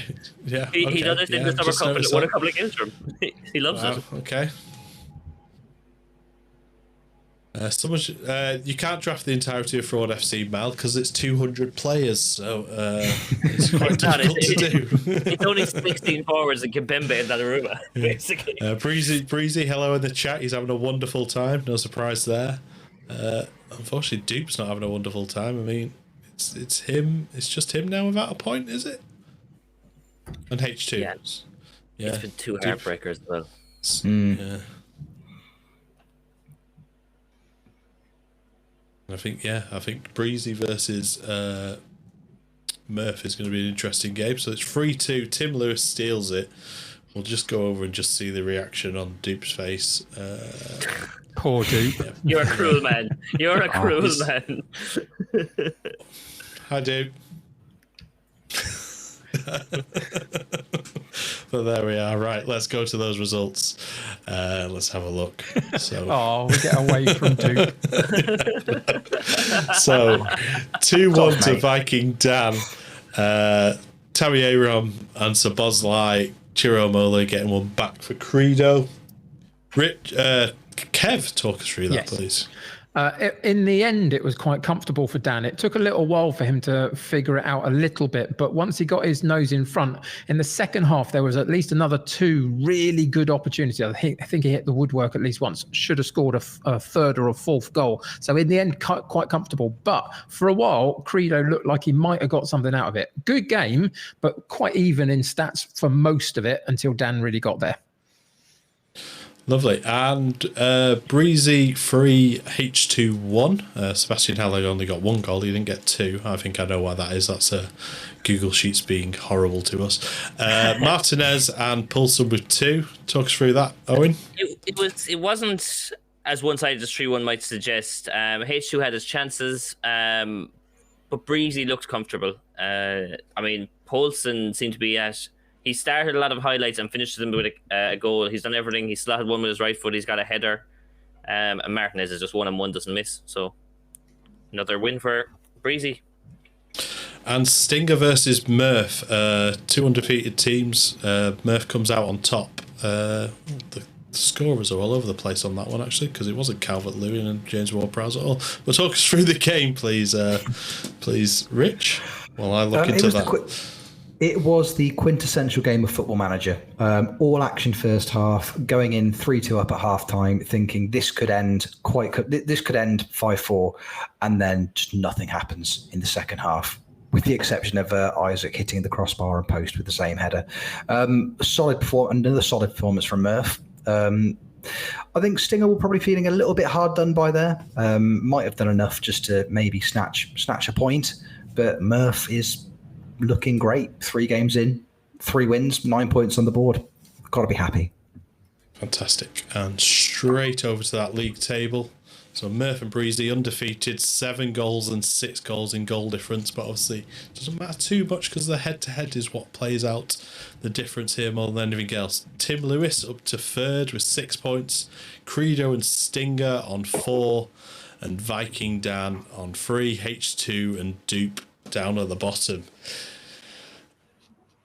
Is it getting reasonably safe to say Murph and Breezy, they've got to have absolute stinkers in the next few games to not qualify now? Are we saying they're pretty much odds on there, are we? No, because 9 points didn't have you safe in... people qualified through the Sims with 9 points, but there was always someone with about 8 or 9 points who didn't qualify. I mean, if they don't win a game, even if they draw one game and don't win it, I mean, they can be caught by anyone in the table still. It's unlikely, but I wouldn't be too relaxed until you start getting to like 11 points, which kind of feels like, the 40-point margin in the Premiership. I think then you're up in the top 4, guaranteed. That was a very fence-sitting answer there. Can I have something more positive from you, Rich? Where do you think no. Dupe and H2 are now?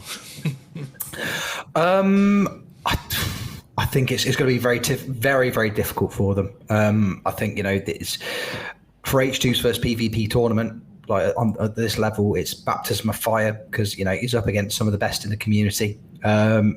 Dupe, I think at this point is going to be feeling very, very hard done by. With the exception of that first game against Murph, he's been robbed twice in a row. So he's going to be feeling very, very, very hard done by those results. Is it too late for him to find his way back into it? 0 points after 3 games. It might be asking a little bit too much, but never say never. And Kev, Stinger, Viking Dan, Dupe. 3 of your 4 are sat in the bottom half at the moment. Which one's getting out? Am I tempted to still say all of them? I don't know. Is it possible? What you would say?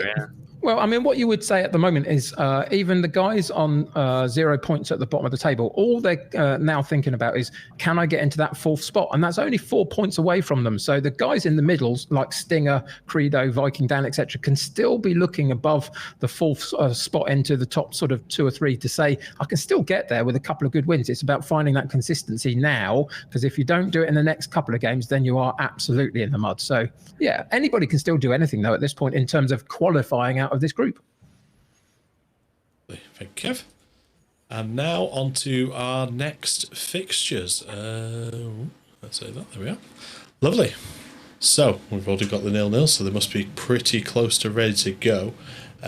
So we have Dupe versus Credo, which will be covered by Kev. Yep. If you want to stick with Credo for me. Murph versus Breezy, which can be covered by Rich. H2 versus Tim Lewis, which is going to be covered by Owen. And then I'm going to pick up Viking Dan versus Stinger. Dupe, is it all or nothing in this game for him, Rich? I think if he doesn't beat Credo here, I think he's pretty much going to be down and out.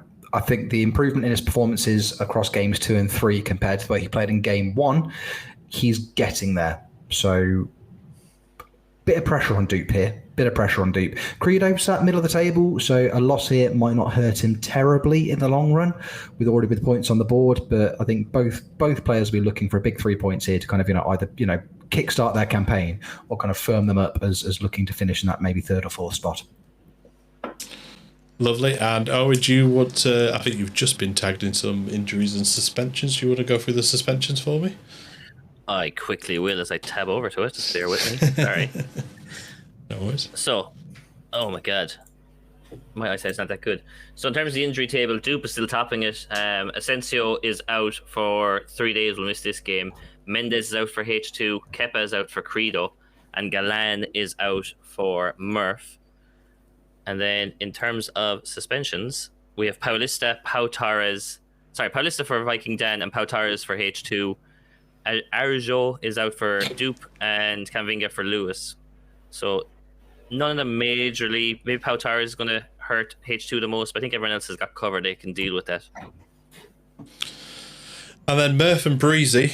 Kev, since you are there, hi Kev, how are you? I was just looking Murph at versus Breezy. The battle for top 2. Is this winner take all? Winners qualified pretty much? I'm going to sit on the fence and say no, not necessarily, but it will absolutely, if you get a win in this particular moment, I think whoever wins this will definitely qualify as far as we can go, I think, at this stage, because there's still a number of teams directly behind them that could still cause problems. But yeah, if you get a win in this game, I think you're pretty much set. Fantastic. So we'll very quickly just look at our featured game. There's not too much on here. 2 drafting heavyweights. It's Schick versus his replacement in Tammy Abraham. It's Viking Dan versus Stinger. Straight over to the live streams now. So we're still on Dupe at the moment, but we'll head over to Viking Dan for the first half on the featured game. And it's... I think it's one of those. Viking Dad needs to get a win here, but so does Stinger, actually. Stinger's just faltering a little bit after that loss and a draw. Still 4-3-3 being played by Viking Dan. And I think Schick with Abraham and Zaniolo on the outside with Bernardo Silva running in behind. I think that seems to be working really well for Dan, for Stinger, Jose. We're kicking off here as well, and I think it's do or die for H2 as well. The only other man on 0 points. He wins this, he gets within a point, I believe, of Tim Lewis, and it's game on. It'll be 3 points. Tim Lewis got 2 wins. Oh, apologies. I've not covered any of Breezy's games yet, but both teams are setting up with 3 up front, but Breezy's playing 5 at the back. So I don't know if he's been doing that all tournament. All tournament, yes, he has. There 5, we go. 2, 3. 5-2-3. There we go. So it's a 4-1-4-3-3 versus a 5-2-3. Watch Garson. It's going to be a treat for you. He's magic himself in Poulsen. Oh, early chance there for Tammy Abraham. Heads it over. Aguilar with the cross in. Dan's second pick at 9.25 million. Goal. Well. 1-0 Breezy. 1 minute in. Wow. Bruno Hatteber looks up, plays in Martinez, who does very well, squeezes the ball in at the near post from inside the 6-yard box. Also, was after scoring, while simultaneously bottling the best team goal that could have ever happened. There was about 2 or 3 intricate passes working into the box. He hits the post and taps in the rebound. Massive goal for H2. Game on. Now, goal for Viking Dan. Tammy Abraham. Looks like an assist from Gonzalez. Somebody else took a deep intake breath there, or is it just somebody's breathing? Goal 2-0 M Breezy. It's 2 goals in the opening 2 minutes for Breezy. Hatteber gets space on the right, floats one over. Keeper comes to collect the ball, completely misses. And Ivan Toney just taps into an empty net. Goal for Credo against Dupe. Good sweeping move. Tielemans through to Lanzini. Eventually puts it to the side of the goalkeeper into the bottom corner of the net, and he goes 1-0 up after 20 minutes. 2-0 H2. Dominic Sablasi with an unbelievable finish. It's in the post, and it takes 3 seconds to get across lines. It goes all the way across in off the second post. 2-0 after 11 minutes. Unbelievable scenes there. Jeff. We all thought it. I know. I heard it.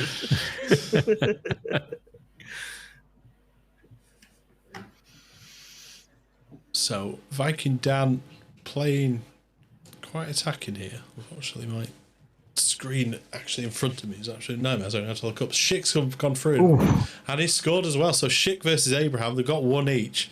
It looked like a really bad mistake from his defence there. It seems to be a little bit faster than I like it over here. So yeah, DePaul gave it away to Luis Alberto. Aubameyang played it through to Schick. Defender missed the sliding tackle and Schick smashed it into the bottom corner. So 1-1. Paulson nearly put Breezy 3-0 up in the opening 5 minutes. Chipped the keeper, but just put slightly too much on it. So it's 1-1. There's a couple of bookings already. Sanjust and Badiashile has been booked for Stinger. So he's right back and one of his centre-backs have already got bookings behind them.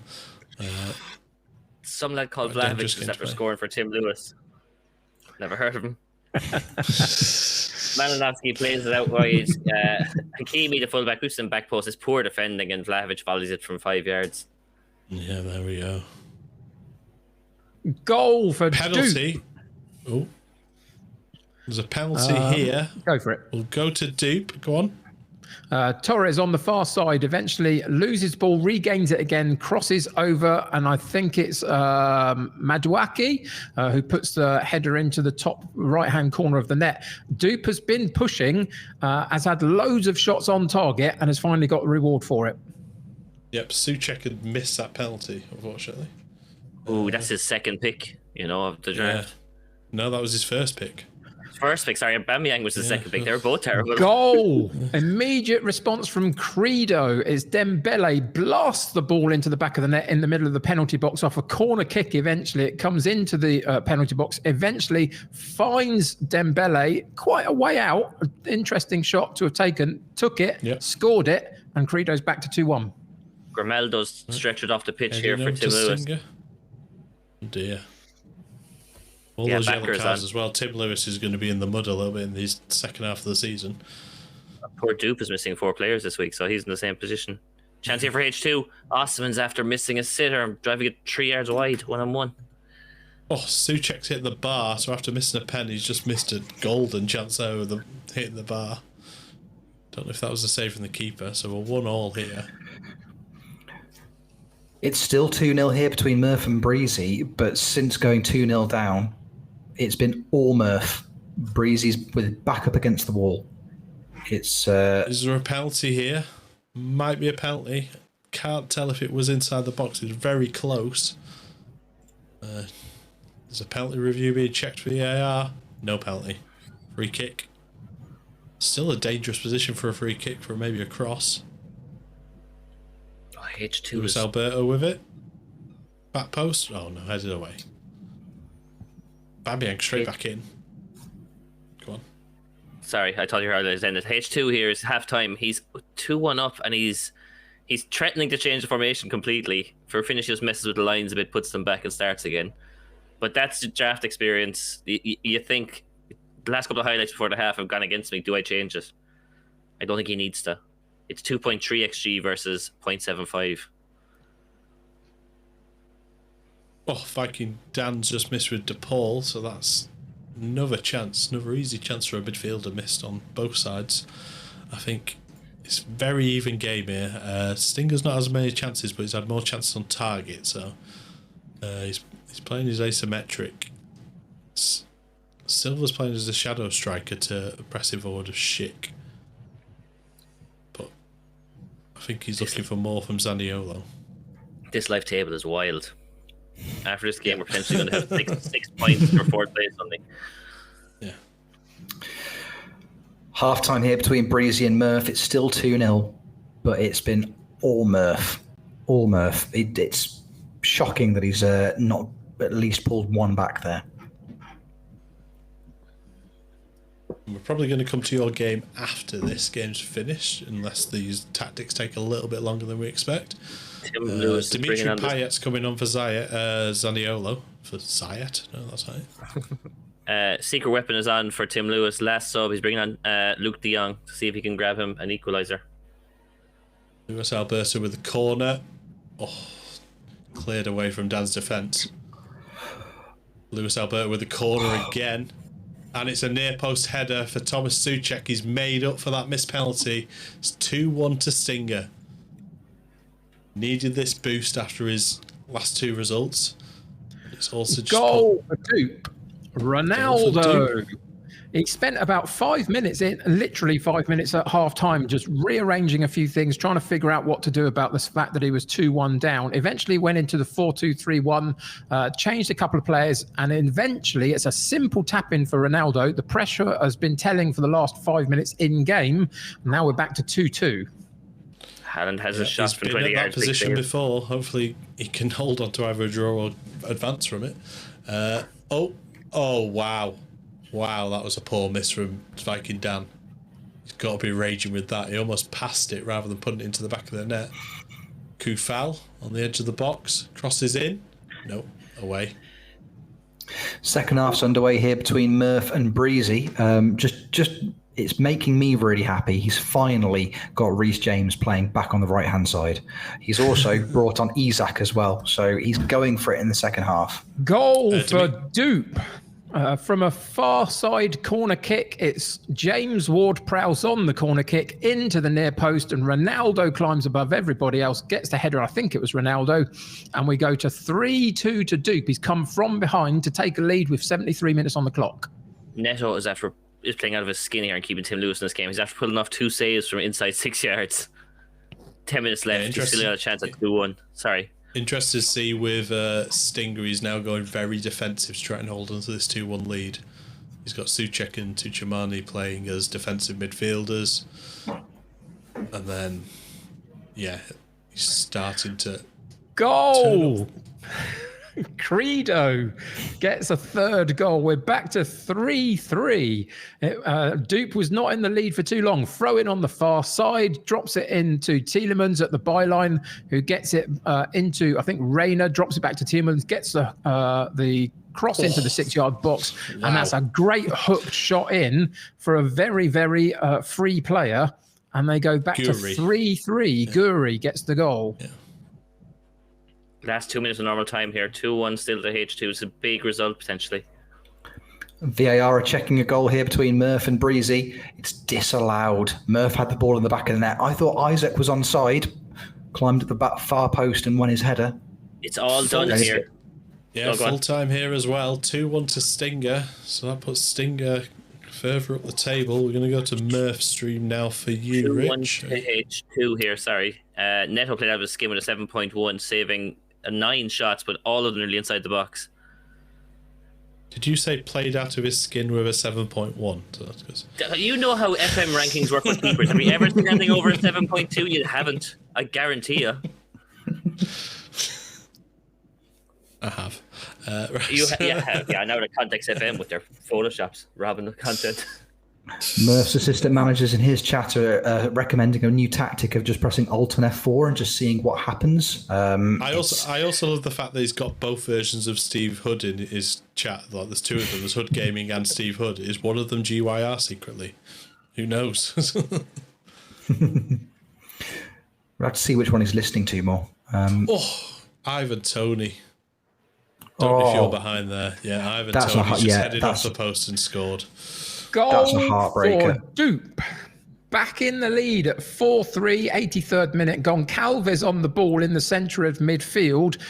Tries to get the through ball through on the right-hand side for Madwaki. Doesn't quite work. The defender gets the interception, but puts it in the path of Ronaldo. Hooks the ball in, and it's a gift of a goal for Dupe with 7 minutes to play. 4-3 up over Credo.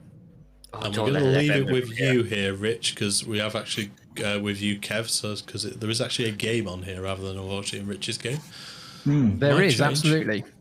There's a lot of pressure from Dupe in the second half. Credo has had his chances though, and there's another one, and we get another goal at the near post from a hook in from Guri, and it's Rayner that hooks the ball into the back of the net for 4-4 with 6 minutes to go. Dupe is not a happy boy, and I can understand it totally. He's been ahead a couple of times, should have put this one to bed in a number of ways, but hasn't, and we are back even with 6 minutes to play. A really, really nice worked goal out on the far side. Simple tapping in the end. You can see though the statistics for the game in the top left-hand corner.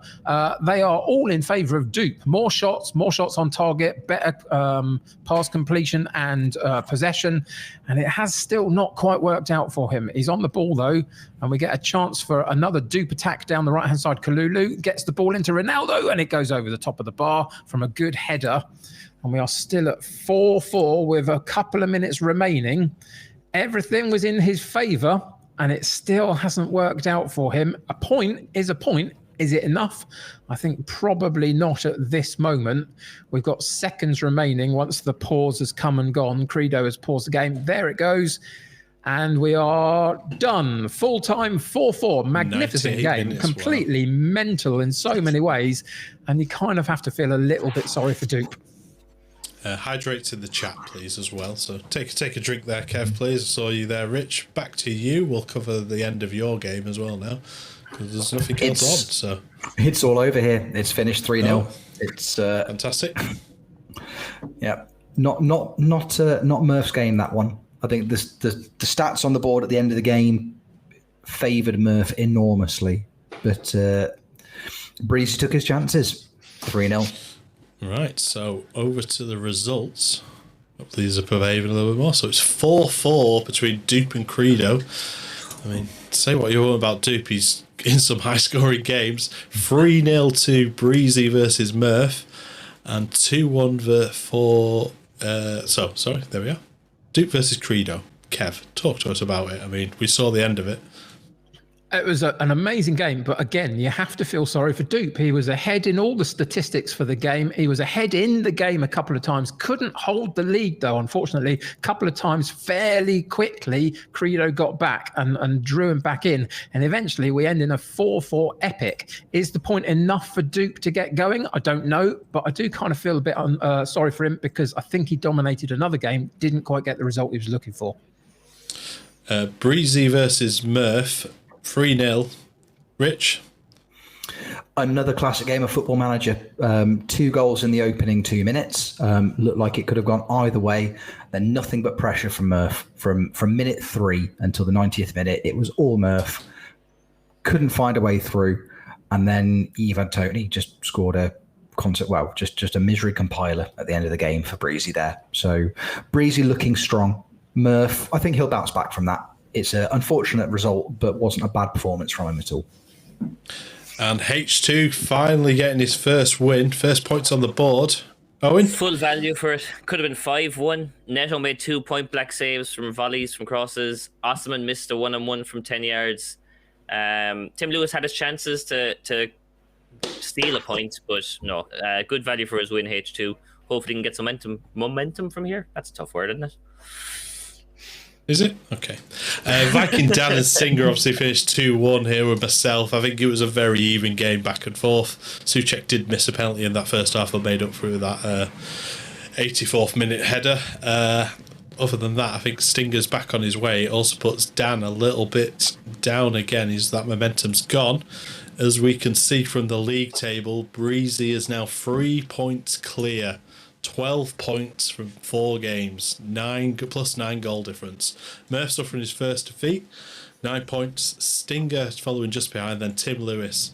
And then right behind that, everyone's got a shout here. Dupe needs to do a lot more than the others, but Credo, H2, Dan, all 1 win away. The last 3 fixtures are coming up. It is exciting to see, and we'll talk about them more shortly. But right now, we're going to go take a little break. We'll be back in around 5 minutes. Okay, catch you soon.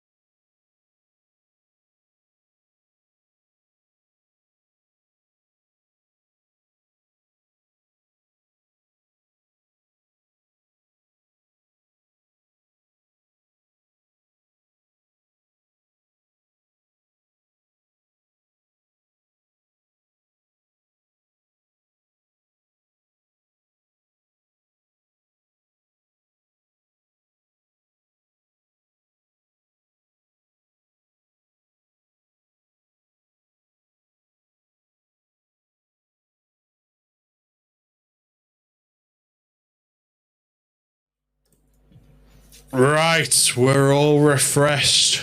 We've had a couple of, I won't say we've had a couple of drinks. We've had some water. We've had toilet breaks. We prepared some of the things that were broken just for where we need to. Rich, how's that gone? First few games? Do you enjoy that? Oh, it's been fantastic. It's been absolutely fantastic. There's not been a dud game yet. It's been all action. I said at the beginning. I called it. I said, any game involving Credo is not going to be dull, and I've been proven very right, and I'm feeling very smug. What about yourself, Kev? How have you enjoyed that so far? I mean, you've had some cracking games, actually. I've had some really great games with a load of goals, which has been amazing. You feel sorry for some of them. Dupe at the moment at the bottom of the table, really struggling, it seems. But he's been so unlucky with injuries, with the fact that he's dominated a couple of games and not got the result as well. But overall, it's been really fantastic. And who knows how it's going to end at this point. And Owen, I've had to just quickly rustle this top goal scorer graphic up. It's obviously a bit more old branding. But looking at the top goal scorer, Vlahovic is third there with 5 goals. Big fraud, is he? I mean, I wouldn't waste the first pick, and he's got 2 better strikers there to pick ahead of him, clearly. So, I mean, I bet he's got 0 assists. No, he's proved me wrong. It's been some good calls, but bad calls. I mean, Kimpembe got sent off in 60 minutes in the first game and falls for a goal. I did predict Dupe to win. That's not looking great. 3 of my predictions so far 4 are in the bottom 4. It's been ups and downs, Yeah, it's more than fine. I mean, Ronaldo's got 5 goals. He's got a hat-trick. I think there's 3 hat-tricks in those top 3 from Martinez, Ronaldo and Vlahovic. Vlahovic has actually been on the assists as well, so I'll be interested to see where his average rating is, see if we can get a nice little update from the back office team.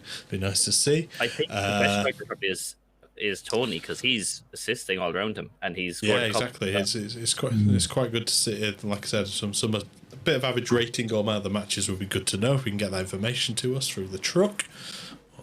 Call it a truck. It's not a truck, is it? Come on, it's 2 people sat in the room somewhere else. But there we are. We'll go that way. Yeah, exactly. It's a big old truck, all right. And then I've gone to the wrong. There we are. Fixtures. Let's go to them. So next fixtures: Credo versus H2.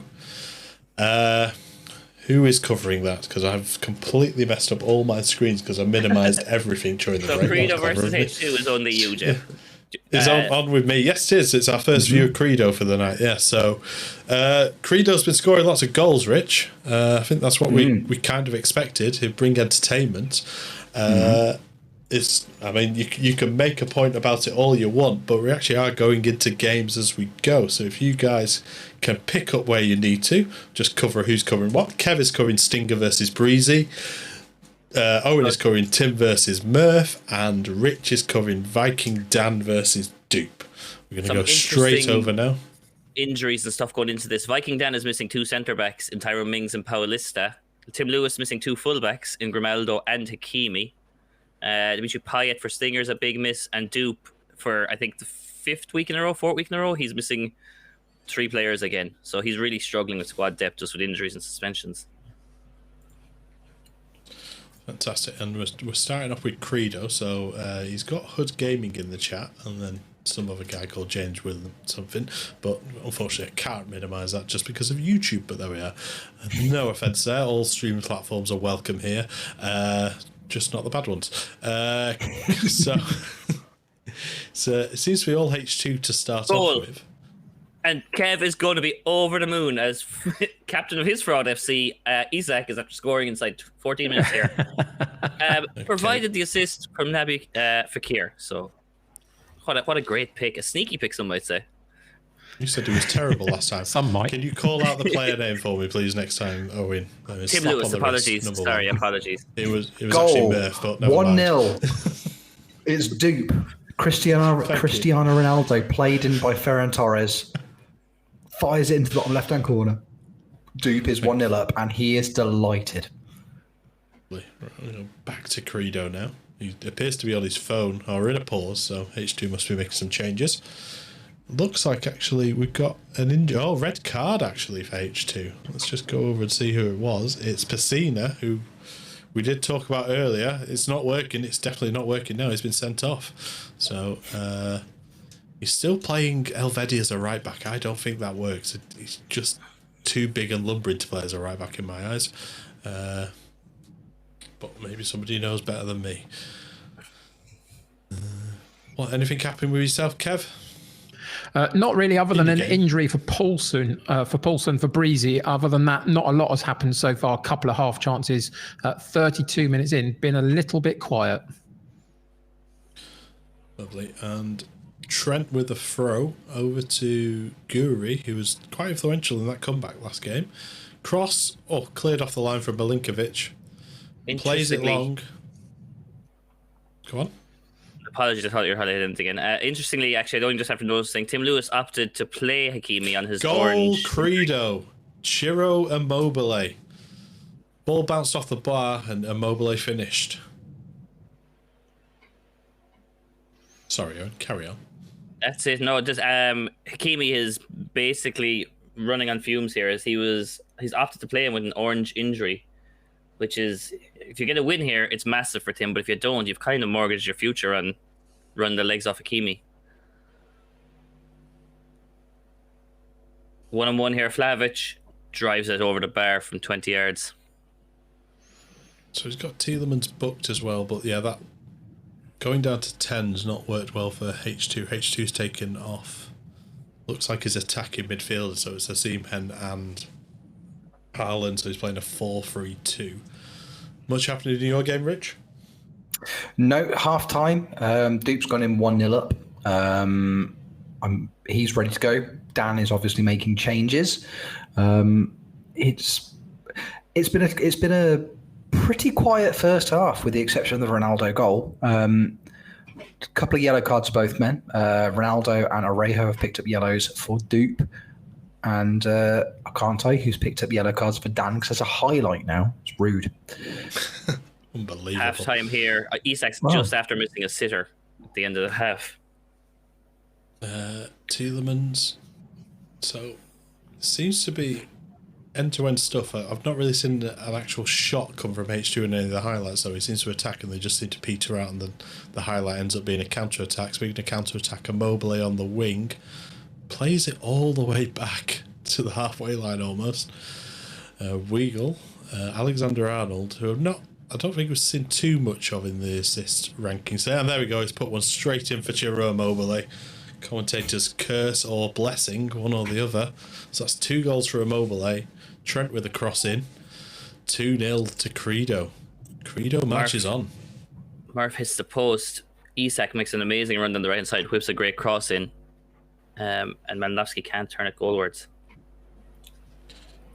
By the sounds of things, gents, we've come back to some duff games, which is a shame. We completely cursed ourselves. Other than Credo being 2-0 up. This match has been trading long shots over and over, and the XG is so low for the amount of chances they have. Interesting, they're playing the exact opposite formations. They've both got 3 up front. Goal! I finally got one. 72 minutes on the clock. It's been really dull, like most other games, as you say. A goal has been awarded. It was a long ball from Gvardiol from the defensive unit, stepped into midfield a bit. Not a long ball, sorry, from Tony, and puts it round the back of the defence, and Keane gets on the end of it and blasts the ball. It did get sent to VAR, but he was onside. It is a goal. And it's 1-0 to Breezy after 73 minutes. Well, that's Breezy definitely through more after this one. Just a polite mention, gents, please call out the team name. There's Andrew is also shouting in the chat at you, so I'll do the shouting as well. So I know which button to press. He's a truck, as we know. He'll mess us up. Yeah, exactly. Murph is at it again. He's after moving James over to left back position, bring on Brandon Williams for Galan. And I don't get it. Well, he doesn't even put them as inside wingers. Sorry, wing backs even. Not expecting too much more from this game between Dan and Dupe, because Dupe has just broken out a formation called Highlight Killer. So, wow. And I'm going to be honest with you, it's working. It's definitely working. It's scary good. He does all the time. H2 is trying to adapt with 10 men, but all of his players are very tired. I mean, Lenormand's got a bit of energy. Strikers, Osimhen and Haaland are struggling a little bit. It looks like he's going to go 4-2-3 though now. Fascinating. Tim Lewis has paused the game and he's focusing everything down Reece James's wing. He's gone overlapping. He's focusing play down that side. He's hitting crosses early. So he reckons Reece James as left back is a mistake. A few changes. Yeah, Sapuki's come on, but he's playing as an attacking midfielder, as a shadow striker. Game over for Stinger and Breezy, 1-0, and it was really dull. Thank you for that, Kev. Very honest of you. Not much happening in this game either. I mean, we're all action beforehand. I mean, Dupe's out of his chair. He's thrown the headphones. It's gone to VAR after it looked like Tyrone Mings snuck in. Goal for Murph here too. Sorry. Looked like Tyrone Mings had equalised, but it wasn't given. Isak is the outlet ball from the keeper. He runs to the corner flag, plays it onto the head of Calvert-Lewin, who's not well marked, hits the base of the post and goes in. 2-0 Murph. Looks like it's game over because Tim Lewis is not getting many chances here. Yeah, still no pause on H2 currently. Not much happening just yet. Dupes. It's impressive. Stinger's got now 5 from 5. He's only got 2 more games to go 100%, which I think... Did Dan draw one in the league, I believe, last time? Yeah, Dan did draw one with GYR, if I remember correctly. So it could be on for potentially a record in the playoffs, at least in my time here. Which is all that matters. Is it H2? I can't tell the difference. They're both so beautiful. Same as after putting the ball in the back of the net, but this is going to be called offside, I believe. Vlahovic doesn't understand the offside rule. Absolute joke of footballer. Disallowed, yeah. Right, we are... It's all over here between Dupe and Dan. Dupe has picked up his first 3 points. Let's go. Goal... H2. Pau Torres from the near post corner swung in from Szoboszlai.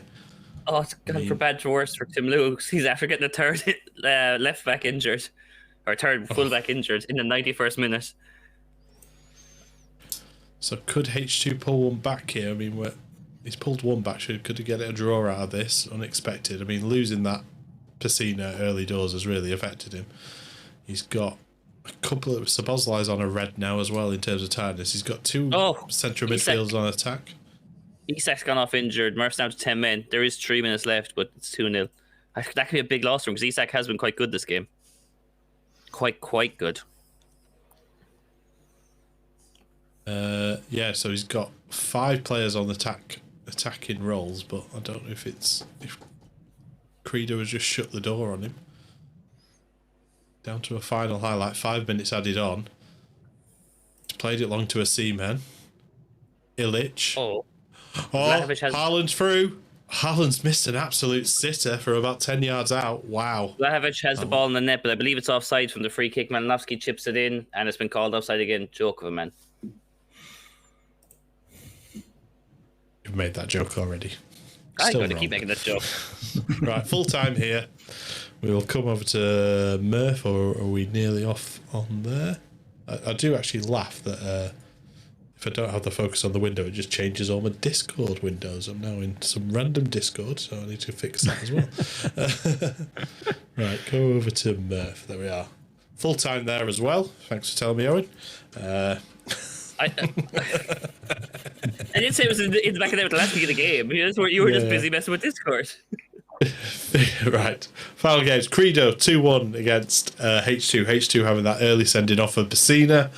Kind of affected him, but he tried to pull it back. Didn't really happen. Haaland missed a sitter, which we'll probably live to regret. Breezy versus Stinger. Dull game. Kev, anything you want to say? It kind of was. I mean, it's a brilliant result for Breezy. Congrats to him. That basically is him done for the evening, I would suggest. He's through quite comfortably. But it wasn't the best of games. Having had our break, having had 4 games before that I've watched that have been really high-scoring, great affairs, this one was a little bit dull. Great result for Breezy. Not quite sure what that means for Stinger just at the moment. Lovely. And then Tim Lewis versus Murph. Owen? Was it? It was very, very efficient from Murph all around. 2-0. Vlahovic got the ball in the net twice, but it was from set pieces. He was offside. Wasn't a whole lot created. Just a very efficient game, really. They got their 2 goals and went about their business quietly like Murph has. He's only lost to Stinger, so good game. And Viking Dan versus Dupe. Was the highlight killer for you, Rich? It was exactly that. I think the highlight of the game for me was Dupe throwing the headphones and getting up and walking away when he thought Tyrone Mings scored a 90th minute equaliser, which was then chalked off for VAR. So huge result for Dupe there. He's first win. He's not a million miles behind fourth. It's big going into these final few games now. I was going to say, it's time to have a look at that league table because things are hotting up. Don't worry, it's not the temperature. I'm never going through a stream like Tuesday again. It's breezy. Let's go. Pretty much there now. Pretty much there. He's all the way qualified. Murph has got a reasonable, sizable lead off 5th place as well. So he may have qualified there as well. Credo and Stinger sitting there, but can be swiped at by pretty much everyone below them. Viking Dan and H2 are there. I think it's very exciting. It's just, you think H2 and Dan might be cut adrift just on 3 points now because they've had defeats against notable people that will affect them. Owen? I mean, it's all to play for. I'm delighted to see Dupe get a win because it's tough. Like it can destroy your fate in FM and drafting and streaming. Just having heartbreakers like that. But it's good to see the newcomers. I mean, Credo, Tim Lewis, H2's got a win. They're all still alive. Exciting. Kev, how are those prediction players going? So Viking Dan and Dupe. Guess Stinger's moved up into that top 4 now. Yeah, it's not going to be the best outcome for me, it looks like, in terms of my predictions, but that's FM in draft. That's absolutely what can happen. Anybody can do something with a little bit of momentum, a little bit of luck, some very good tactical play and some good players. Anybody can do it. And we're seeing that this evening. Brilliant results from the likes of Breezy and Murph, who I think are basically there. The rest of it is still a little bit up in the air. Still a couple of really big games to play. Yeah, definitely. We Rich, have some... Go on. Sorry. We have some stats after this as well in terms of scores and stuff. Just yeah, give me one moment. Rich, talk to us. Dupe, you watched the game. Is the redemption arc on? I 100% believe it is. There's 2 games left to play. Dupe has got H2 and he's got Stinger. They're both winnable games. I think 10 points gets him through. Like that is. There's a guy who's going to be hosting next week's Path to the Playoffs. Who likes to talk about the narrative, and it's coming. There's a hot steaming bucket of narrative coming all the way in. I thought that was Credo. Right, there we are. Anyway, your next fixtures. It's too tempting. Right. Dupe versus Stinger. Rich, if you can watch that for me, you can carry on watching that narrative of Dupes. Breezy versus Tim Lewis. Kev, if you can pick that one up for me. Yep. Murph versus Credo for Owen. And I'm going to have H2 versus Viking Dan, which one of them's got to get a win here to keep the hopes alive, but they're very slim hopes left for them. Do you think Dupe can pull it off against Stinger, Rich? You've already signed up for this narrative. How committed are you? I'm willing it into existence. Existence, and that is no disrespect to Stinger. He was one of my 4 picks to go through. But if Dupe's going to do it, he needs to win. And I want the Cinderella story, because obviously Dupe is Cinderella. So yeah, I believe in Dupe. And then Breezy versus Tim Lewis. Do you think Breezy, is he going to let the foot off the accelerator, or is he going to go for it, Kev? I think from what I saw in the last game, he's not going to open himself up for much, but he's going to get and grind out another result potentially and just keep winning. I don't think it's going to be spectacular at this point because it doesn't need to be, but I do expect him to get another win. Lovely. And then Murph versus Credo. Owen? It's a big chance for Credo to put his 1 foot in the final, I would say. He's the surprise package probably of the group. I don't think anyone, in terms of what the simulation said, he was the least favourite to do anything. Isaac is out from Murph, which is a huge loss. He's his top assister, 3rd in the assist charts. So some of his firepower from Murph is blunted. I think a win here from Credo, and he's good to go. Yeah, big news for Tim Lewis as well. He hasn't got Vlahovic. He's twisted his knee. Apparently, he was assaulted by an Irishman in a dark alley. That's what I've heard. So, and he's also missing Grimaldo, one of his other left backs. So we'll see how that goes for him. So H2 and Viking Dan, like I said, Viking Dan and H2, both of their jobs are insecure according to the game. Dan's is very insecure. Dan might not even make it to the last game. I mean, he might have some time off there. We'll see how it gets on. Roy Hodgson is circling around. Yeah, exactly. That's it. Roy Hodgson, Big Sam Credo. Oh no, he's already in a job, isn't he? But there we are. So we're going to focus on Viking Dan's point of view for the first half. You guys can head over to your game. Oh, there we are. Go to the live streams. And that's definitely not Viking Dan on that picture, is it? Let's get that one sorted. I mean, it's a bald white guy. They're all the same, aren't they? Wow. It's okay. It's in my future. They're my people. It's okay. Okay, sure. Right. Anyway. Yeah. So any tactical changes, anything that we're noticing to start off with from these guys? Oh, well, I'll go and say, no, I've got sorry, a Curry's my advert. That's amazing. Dele Alli. Dele Alli is the answer to Isak being injured. Performed surprisingly well in simulations, so mightn't be a terrible replacement. A kind of Martial type replacement. Quite good for his value, but not good.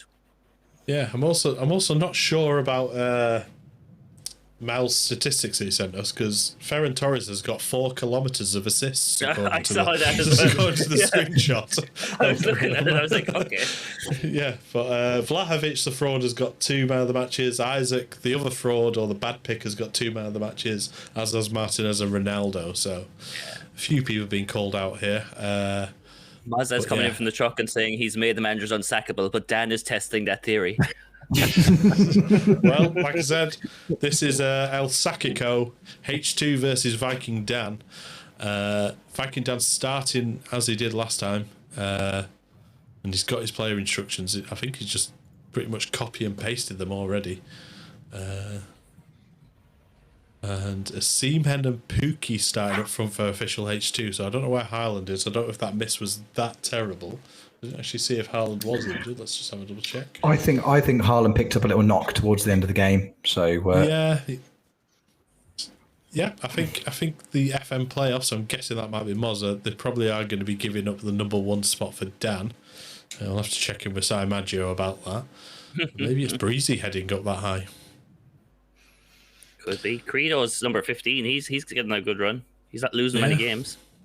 Yeah. Milinkovic, header on and amounts to nothing. I think looking at both starting with almost a 4-3-3, obviously. 1 narrow, 1 wide. Goal. DePaul's for 1-0. Oh. Dupe. So it looks like Murphys. It's Kev's favourite player. It's Asensio. Lovely bit of intricate play between the midfielders and forwards. Rashford turns, plays him in. Asensio just floats it into the far right hand side of the net. 1-0, game on. So Murph has changed up his tactics with the Isaac injury, and he doesn't have 3 up front anymore. He's gone 1 defender, 3 centre midfielders. Yeah, not a lot happening in the game so far. Go on, Rich. Goal, Dupe, 2-0. Marcus Rashford ghosts in at the far post from a corner. 15 minutes in, Dupe is in control of this game. Some terrible defending there from Stinger. Back to Viking Dan in El Sakico. So Bernardeschi. Castrovilli with a shot off the bar. Oh no, it was a save from Dan in net. It's Sabozlai with a corner. Near post header. No, headed away. I'm intrigued to know why Haaland isn't playing. I don't know if it is an injury. Goal for Tim Lewis. After 24 minutes, Breezy had literally had every shot in this game so far. Tim Lewis had nothing at all. Worked a good move down the right-hand side, eventually having got the ball back. Sissoko through to Belotti, out wide to Hakimi, back into the path of Belotti, gets right on top of the goalkeeper, puts it underneath him, into the back of the net. 1-0 to Tim Lewis over Breezy, 24 minutes gone. It doesn't look like Callum's injured, looking at the information we're getting from the backroom team. Oh, penalty shout here. It's gone to VAR, potentially for Credo, but check it on Murph's because he's way ahead of Credo. Yes. No penalty. Oh, there's a strike. And it's a goal for H2. It's Victor Osimhen. Oh, could be a strike for myself. Nope, not a chance. I got it right every time. Didn't even see it and I got it right. DePaul gave it away. He's given it away a couple of times in the games that I've seen. Castrovilli plays it through to Osimhen finishes. Goal. 1-0. Dupe is 3-0 up against Stinger. James Ward-Prowse, the free kick, almost on the touchline, floats in towards Marcus Rashford, who heads in at the far post. Still a replay on this goal, but yeah, unfortunately we missed that replay goal from Dupe. Goal for Tim Lewis again. Breezy had a brilliant opportunity to go 1-1 a couple of minutes beforehand in the game. Didn't manage to do it. Eventually it was cleared.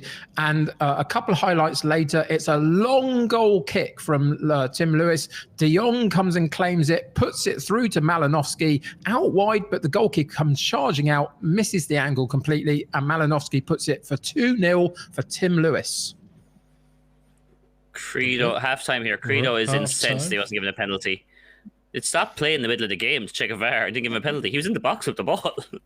Outrageous. So we're going to head over to H2, who's leading in El Sacico 1-0. Another penalty shout for Credo. It's gone to VAR again. This can be scenes if it's no penalty. It's no penalty. Goal. Credo's going to kick off. Oh my God. Goal for Tim Lewis. 3-0 up over Breezy. Wow. And it's quite a simple goal down the left-hand side. Fabinho involved in the play, in the build-up. Kimpembe briefly as well, it must be said. And then eventually the ball goes through Giroud, through on goal, right the way into the 6-yard box, and then taps it past the goalkeeper for 3-0 after 36 minutes. Really interesting result, this one so far. Definitely. Back over to H2, still at half time over here. Can I just check that Murph doesn't work as a researcher for FM because everything is going his ways after hatching 2 players in the box and getting no penalties given against them? Goal finally for Breezy. We get one back from him. 38 minutes on the clock. The goal is being checked for VAR. Bear with me for just a second. It might be that it's a mistake. I'll come to you now. I don't think it is. No, I think that's onside. I think that's onside. Tony eventually through to King. It is given 3-1 and Breezy gets one back. Goal official H2 2-0. Victor Osimhen again from a Castrovilli assist. Maybe this is a little bit of a stroke of genius. Taking out Haaland, take out the number 1 pick because Osimhen is. Rich's pick turn of is pace insane. that was amazing. There we are. I believe the term Rich was best striker in the game for my money at 70 million. I'll stand by it. You watch. Yeah, you watch. Vlahovic was 38, isn't he? So. Yeah.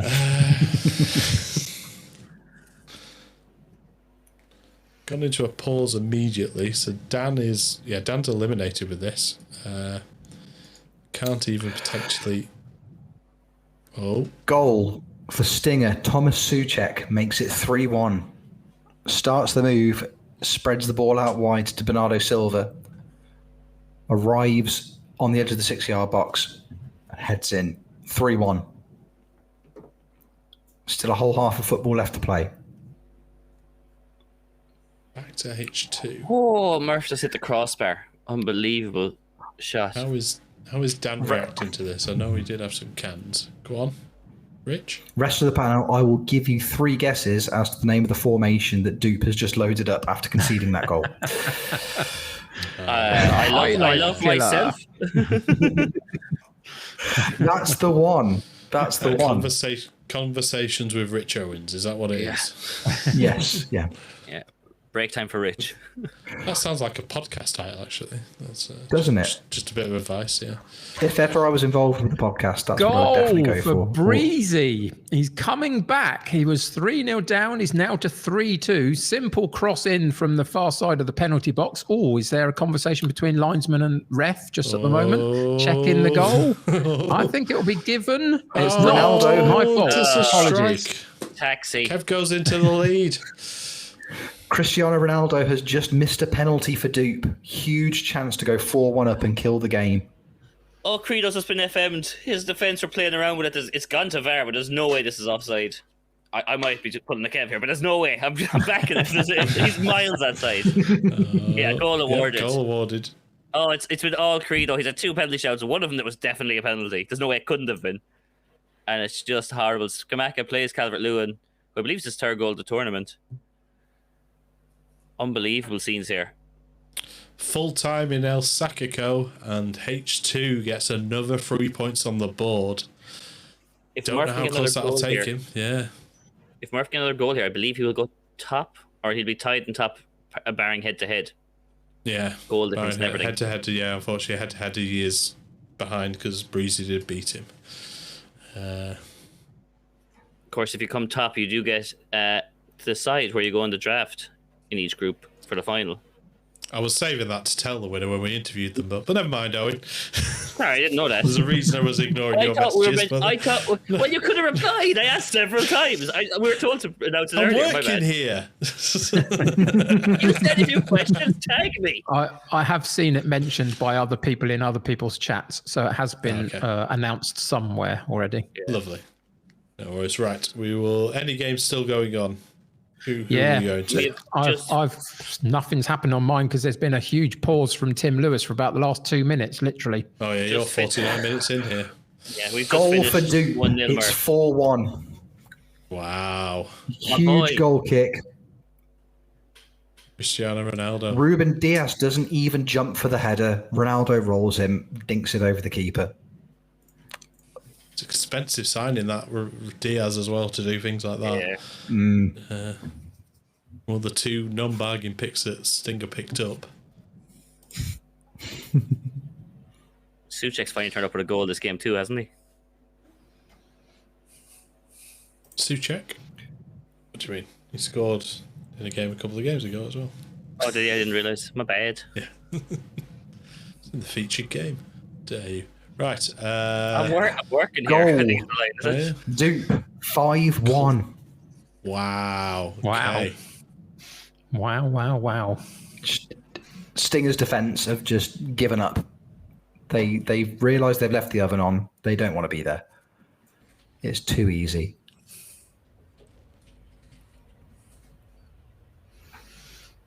Seems like a Ronaldo masterclass going on there, which is the worst type of masterclass you can get, unfortunately. But there we are. As masterclasses go, it's not available in the United States of America for reasons, but we won't.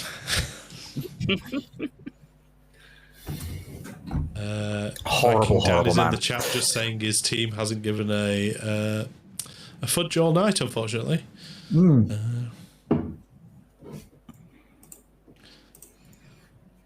And Martinez on Martinez there in Tim Lewis versus Breezy. It's been a great performance from Tim Lewis so far. If he can hold on to this, it's a great win for him. Breezy hasn't done an awful lot in this second half to really get back into the game. He's not made many changes, has he? Actually, looking not at his really. squad. No, not really. But he's through now, and he's got one back now. 86 minutes. Ivan Toney eventually gets through. I don't quite know what the defender was playing at, really. He kind of just seemed to just watch him get it, and he powers it into the back of the net over the top of the defender, who completely misses it. Toney, right-footed, back of the net, and we're back to 3-2 to Tim Lewis with 5 minutes to go. Goal for Stinger. It's 5-2. Patrick Schick just arrives in the box, tucks it in, bottom right-hand corner, 5-2. But with 10 minutes left, you would hope that Dupe is safe. Breezy's bringing on Zaza. Or has he already brought him on? He's already Yeah, up I front. think Dupe's safe. Yeah. Oh, but then he's also bringing on Mark Noble as an attacking midfielder. So, oh no, he's changed that. I was going to say. Goal 6-2 to Dupe. James Ward-Prowse floats the cross into the back post from a set piece, and it's that easy. It's that easy. Wow. This puts Dupe into the top 4, I believe. I'm not sure with that Tim Lewis result. Yeah. Credo lost one in my game I was watching. Yeah, I think he's just outside. Let me just have a quick look.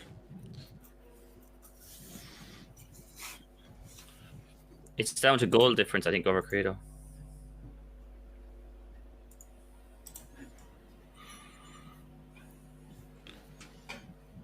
Credo and Dupe, have they played each other yet? No, is that the final game? Because that could be a tasty game. Final game is Dupe and H2. Credo's got Breezy in the last leg, in the last fixture. Dupe and H2 is an actual tasty game as well, to be fair, because H2's on a roll with 2 wins. Much like us, Dupe and Stinger have given up on the game. They're trying to work out how they can both get through, and there is one very specific way. Goal for Stinger. Jerry St. Just with what can only be described as a world-class shit-pinger. Just 25 yards out, constantly rising. Keeper stood no chance. It's goal. nothing but a consolation. Game over for Breezy and Tim Lewis. Tim Lewis wins 3-2 and really kind of doesn't deserve to that much. Breezy, 25 shots at goal, 15 on target to Tim Lewis is about 6 shots or whatever it was. But eventually, Tim Lewis with the 3 points. Well, there we are. We finished in your game now with Stinger and Dupe? Or it's over. Yeah, it's just finished. Lovely. 6-3 is the final score. 6-3 final score. I've just had a brief glimpse of the table, and this last set of games is going to be very exciting. So, Dupe, Stinger, 6-3. Pretty dominant performance from Dupe there. I think Rich pretty much covered it all. Lots of goals to start off with. There were a few coming back from Stinger, so that defence still is questionable, I guess. 3-2, Tim Lewis and Breezy. Was it deserved, Kev? It kind of wasn't ultimately. Breezy, loads more shots, much better XG from the chances he created. But in the end, when Tim Lewis had a couple of chances, he was very clinical with them and managed to come away with the 3 points. But no, Breezy, very unlucky, probably should have got at least a draw, if not a win out of that game. Murph versus Credo. This game brought the Gibraltar Football League into question. The first penalty call probably wasn't a penalty. Second one, I mean, the defender puts his foot in, takes the man out, the ball doesn't change direction. Credo gets no penalty. And then Credo's players playing the ball around the back. It gets robbed and slips it past the keeper. It's a tough one for Credo because that would have seen him pretty much home and dry. Instead, he's fighting for his life in the last game. Fantastic. And then... official H2 versus Viking Dan 2-0. Victor Osimhen with 2 really lovely finishes. Viking Dan just wasn't really there. Rodrigo De Paul making a couple of mistakes as well. I think, as he said in the chat, his team just hasn't turned up tonight, and that's kind of compounded that. That is the end of Viking Dan's chance to qualify.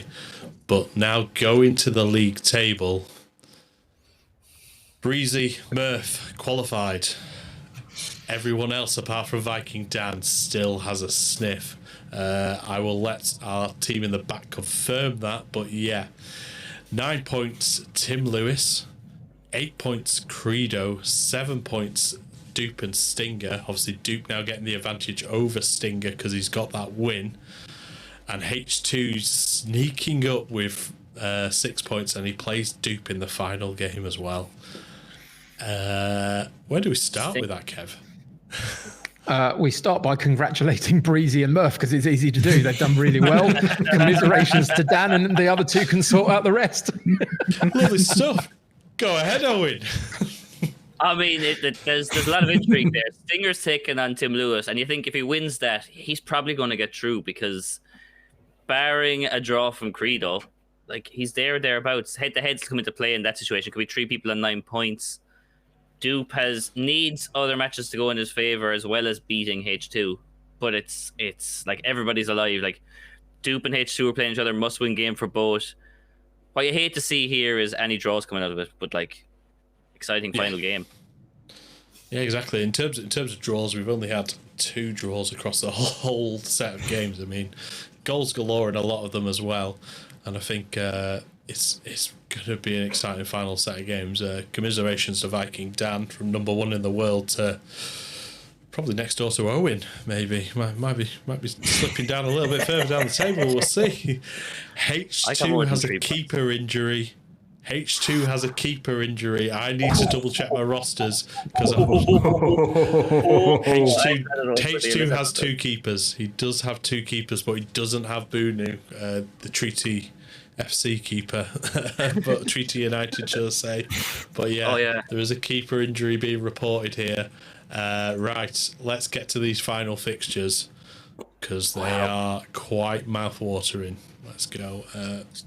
The beauty of database football, you actually see. We've got a load of NAs as well. Why is that broken? That's really annoyed me. Give me one moment and I will... we'll ignore those NAs. They're not there, are they? Yeah. No one can see them. That's fine. Some might say. Yeah, exactly. They're not applicable. That's it. That's exactly what we need to see. So, Credo versus Breezy. Final game. Rich, if you want to pick up Credo, follow the Credo train for me. Dupe versus H2. I'm going to move that to me. That seems like where we are going. Actually, Tim Lewis and the Stingers exciting ones. Tim Lewis no, you can keep that. We're probably going to keep across both games just to see where the action is going on that side of things. And then the featured game on here will be Stinger versus Tim Lewis. And Kev, you get Viking Dan versus Murph. Is Viking Dan going to get something out of it? We're not sure, but we'll see as we go along. I think that's where we're up to. I think if we go back to our goal scorers as well, while we wait for these games to kick off, and I definitely tried to do some repairs on the bit that was broken just there. Right, there we are. Move over. So Cristiano Ronaldo goes out in front with 7 goals. We didn't see 7 goals in the simulations, did we, Owen? No, not at all. Not at all. Yeah.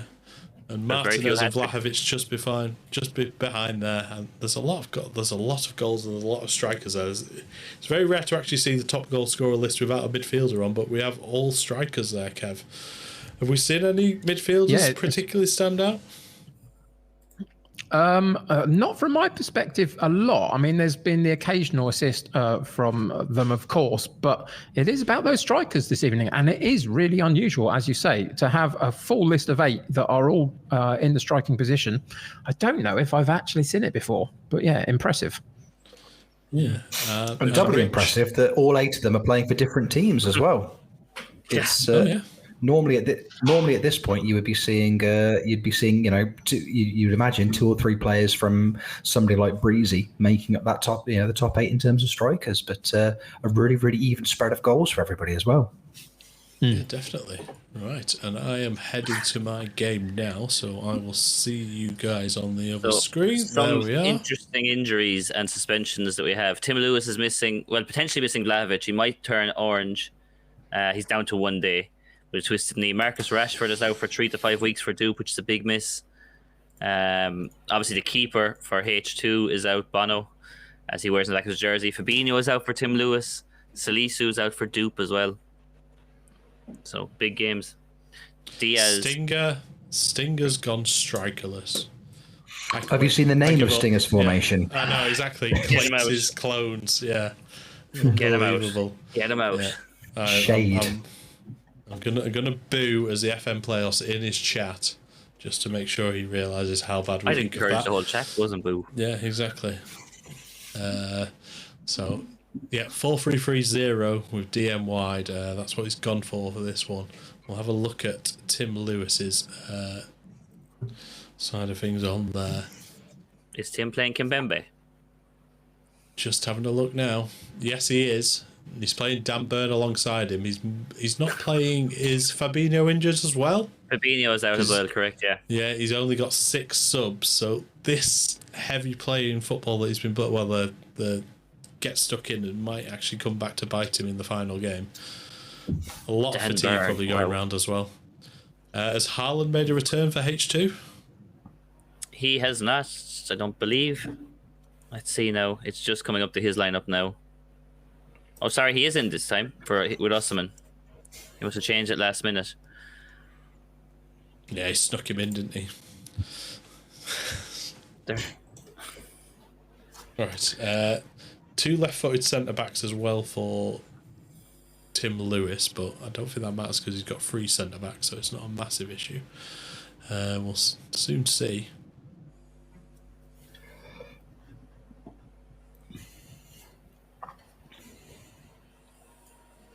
So, Kimpembe plays it back. Long ball forward. No, goes nowhere. Very quiet from you, gentlemen. Well, my game's only just kicked off, so I'm assuming instructions were being made. There's no highlights here. I'm eavesdropping on a delightful conversation with Dupe and H2. Dupe says, I'm fascinated by North America. I was going to ask you questions. And they're just having an educational chat. in the Goal game, Stinger. Might be offside, though. He's holding his hands in the air. He doesn't know yet. It's been awarded. Of course it has. Never get it wrong. St. Just plays over. Silva, St. Just, and then is Patrick Schick again. Playing as a shadow striker, not as a real big meaty forward, scores the goal. Boo. Fiery game here. 2 yellow cards in 5 minutes and massive tackles flying in. Jesus after hitting the crossbar. Goal. Breezy. 1-0 up. 4 minutes. Well, 1.5 minutes in. Ivan Toney absolutely rifles it into the back of the net. Looks like it was the ball was aimed at Martinez. It rolled through to Ivan Toney. No mistake. So Breezy. That could change. That could change everything. Goal for Dupe. Ward Prowse is just left in acres of space, and nobody comes to meet him. Just walks into the box and just kicks the ball straight into the net. It was the weirdest marking. They stood off him. Nobody picking him up. Everyone marking their man. Walks into the box 1-on-1 and scores. Wow, that was bizarre. Yeah. That's awful. That for a game where both 2-0 Stinger. Silva playing it through to Schick. Stinger's gone 2-0 up. Oh, live table. I'm trying to work out fingers and toes and things like that at the minute. The live table I can see from Breezy's stream, Dupe is 3rd and Stinger is 4th. At what time in your game, though? It applies to the time in your game, you see. 24 minutes in. Yeah. Goal for Viking Dan over Murph. It's been all Murph so far. 14 attempts from Murph, only 5 from Dan. But on this occasion, throw in down the right-hand side. Eventually, they work it back to the top of the box. And it's Mings with a left-footed smacker into the back of the net. And he goes 1-0 up after 43 minutes. Up until this point, it's been all Murph. Dupe and Stinger have gone 3rd and 4th in the live table. This is absolute goal, madness. Tim Lewis. It's that man Vlahovic. Kimpembe plays it out. Giroud over the top. Plays a wonderful long ball to Belotti. Belotti crosses in, and Vlahovic is there near post to put it in. Goal, Breezy. 2-0. Aaron Cresswell in acres of space down the left-hand side. Floats the cross in to Martinez, who's a good 12 yards out. Drops off his man and volleys it first time into the back of the net. Wonderful goal. Wow. All of you didn't pick Viking Dan. One of you might have been right here, but there we are. I'd have still been very wrong based on my other 3 selections. Goal for Credo. It's 2-1. Yep. Just seen that live on stream. It's Kanate from an Højbjerg 1-1. cross. Oh, Højbjerg makes it 2-0 Dupe. He'll be disappointed the man on the near post did nothing. Just going to hold that off with this attack from Stinger. Nope, not happening. Right.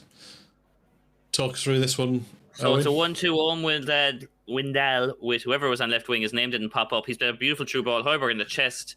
No one's picking him up. And the runners from midfield are just destroying H2 here. Goal for Dan.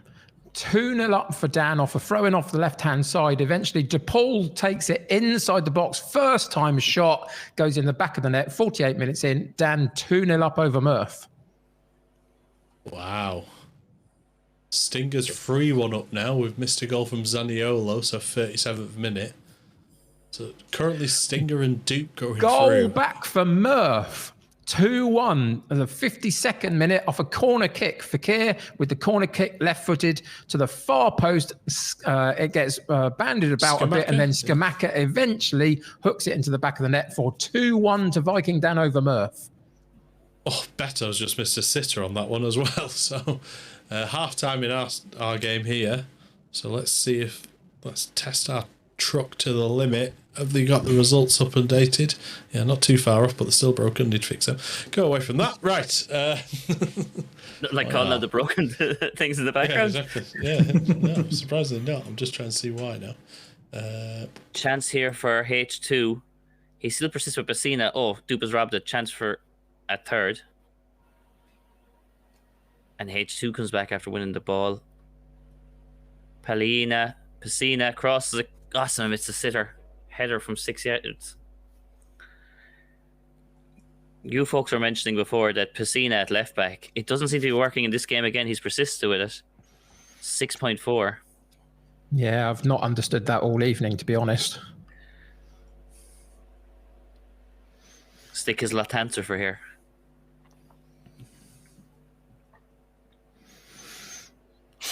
Half time here, 2-0. Goal, Tim Lewis. Belotti.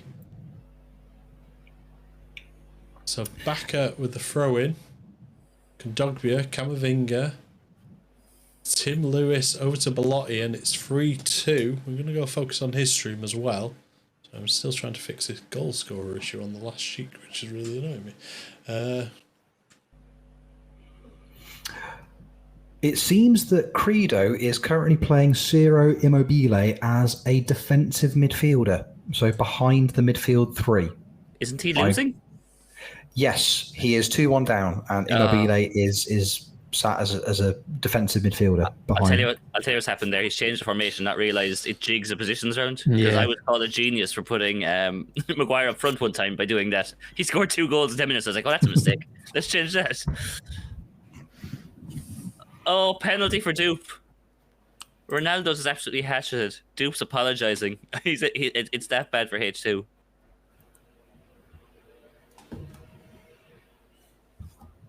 Ronaldo's missed his last 2 penalties. Can he score his third? There it is, 3-0.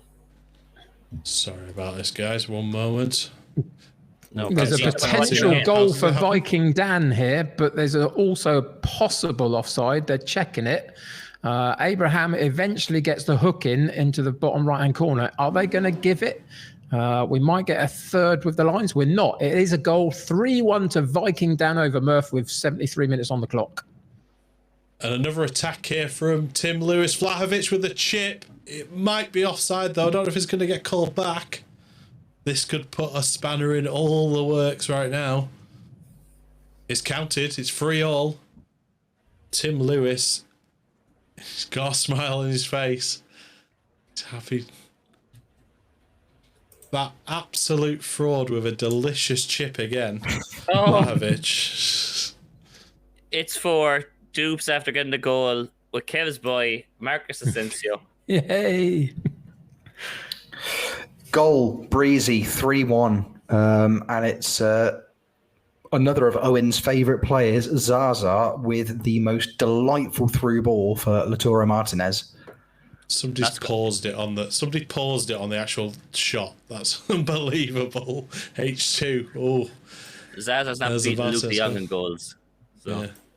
Right, going back to Stinger versus Tim Lewis. Apparently, Dupe and Stinger were going through on negative goal differences. I don't know if Dupe is this puts Dupe's +1 now. Yeah.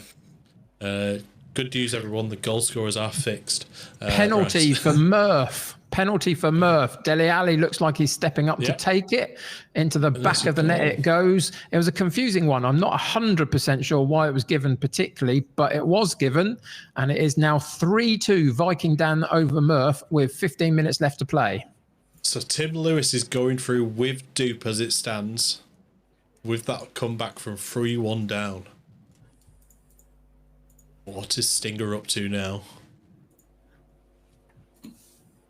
Oh, I think it's a Tim Lewis change. He's trying to figure out what to do. It's one of those, you're on the ascendancy. You know? It's got Olivier Giroud in that anchor role. It's happening. It's only just 2 minutes left in the game between Credo and Breezy. So unless we see some textbook Credo comeback in the in injury time, and it wouldn't be the first time. Oh.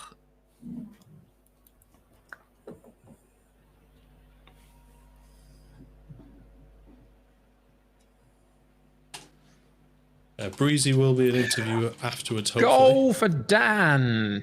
4-2 up over Murph. Finally, Dan's team have shown up. 4-2.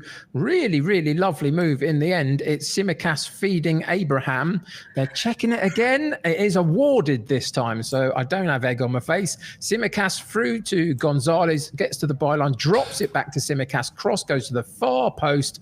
Abraham simply there with no defender really between him and the ball. Heads it to the back of the net. 4-2 Viking Dan over Murph. Minutes remaining. Has done it. Tim Lewis has done it. He's qualified. He's pulled back from 3-1 down to 3-all. He goes through as it stands. It's all over. It's all over between Breezy and Credo. Full time here between Breezy Dan and Murph as well. Half an hour over left to here. Dupe. Over Yeah, to half an hour left Dupe. here. As it stands, Viking Dan gets off the bottom if H2 doesn't score a goal. If H2 can get a goal, he What was comes. the score between H2 and Dan in the head-to-head, though? I don't know, but on the live table, when they have equal goals, H2 goes above him. So that's basically that. Okay, yeah, no worries. Yeah. H2 and Dan, let's remind ourselves. Yeah, 2-0 to H2. So no, H2 would be above on head-to-head. Yeah. Okay. Yep. So we're going to get in Breezy, maybe Tim Lewis and Dupe in for interviews. I just need to... Dupe's not going to lose this, is he? So He's not. No, the two boys are talking about how they can help each other out streaming. They've both given up on this game. I think there's a bromance forming, though. So jealous of Dupe. Look at he's bagged H2. Might get a number here. To be fair to H2, everything has gone against him. I mean, it's been better tactical display from Dupe, but then there's penalties against him. His defenders are passing straight to forwards. It's some FM moments that just are tough to see for your last game.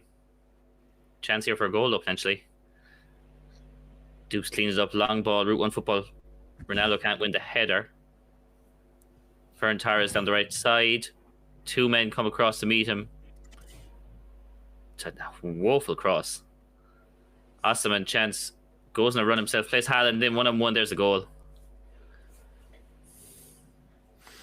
A consolation. I would say H2's chat. well. Yeah, H2's chat Haaland that much at all. Vibe. They're giving him all the support he needs at 4-0 down and having a terrible game to end this evening. Can't believe I said vibe. 34.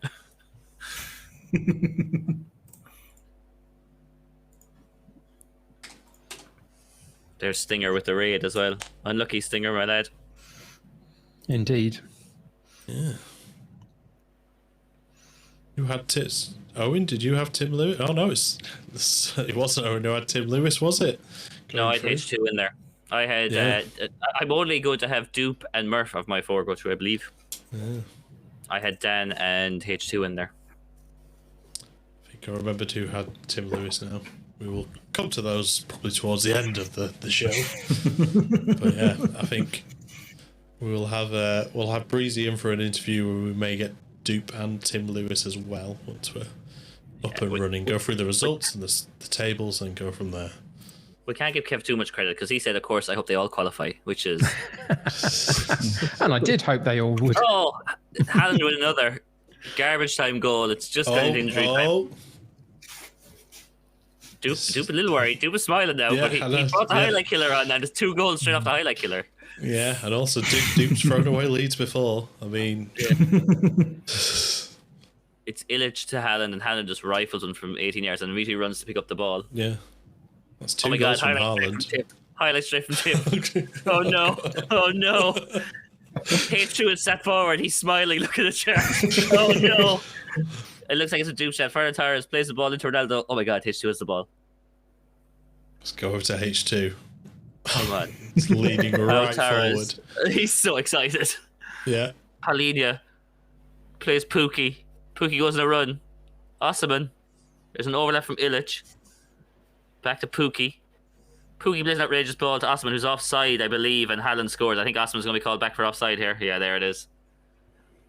Dupe had a little grimace, and then it's like, okay, we're good. That was amazing. I love this game. Yeah, I just read Dupe's lips on that. I think I understood exactly what he just said there. Oh, poor old Keeney's been timed out by Breezy Ball. All the Breezy Balls coming into the chat. Thank you for the raid, Breezy. Should be the end of this game now. What a madness this tournament is for first path to playoffs.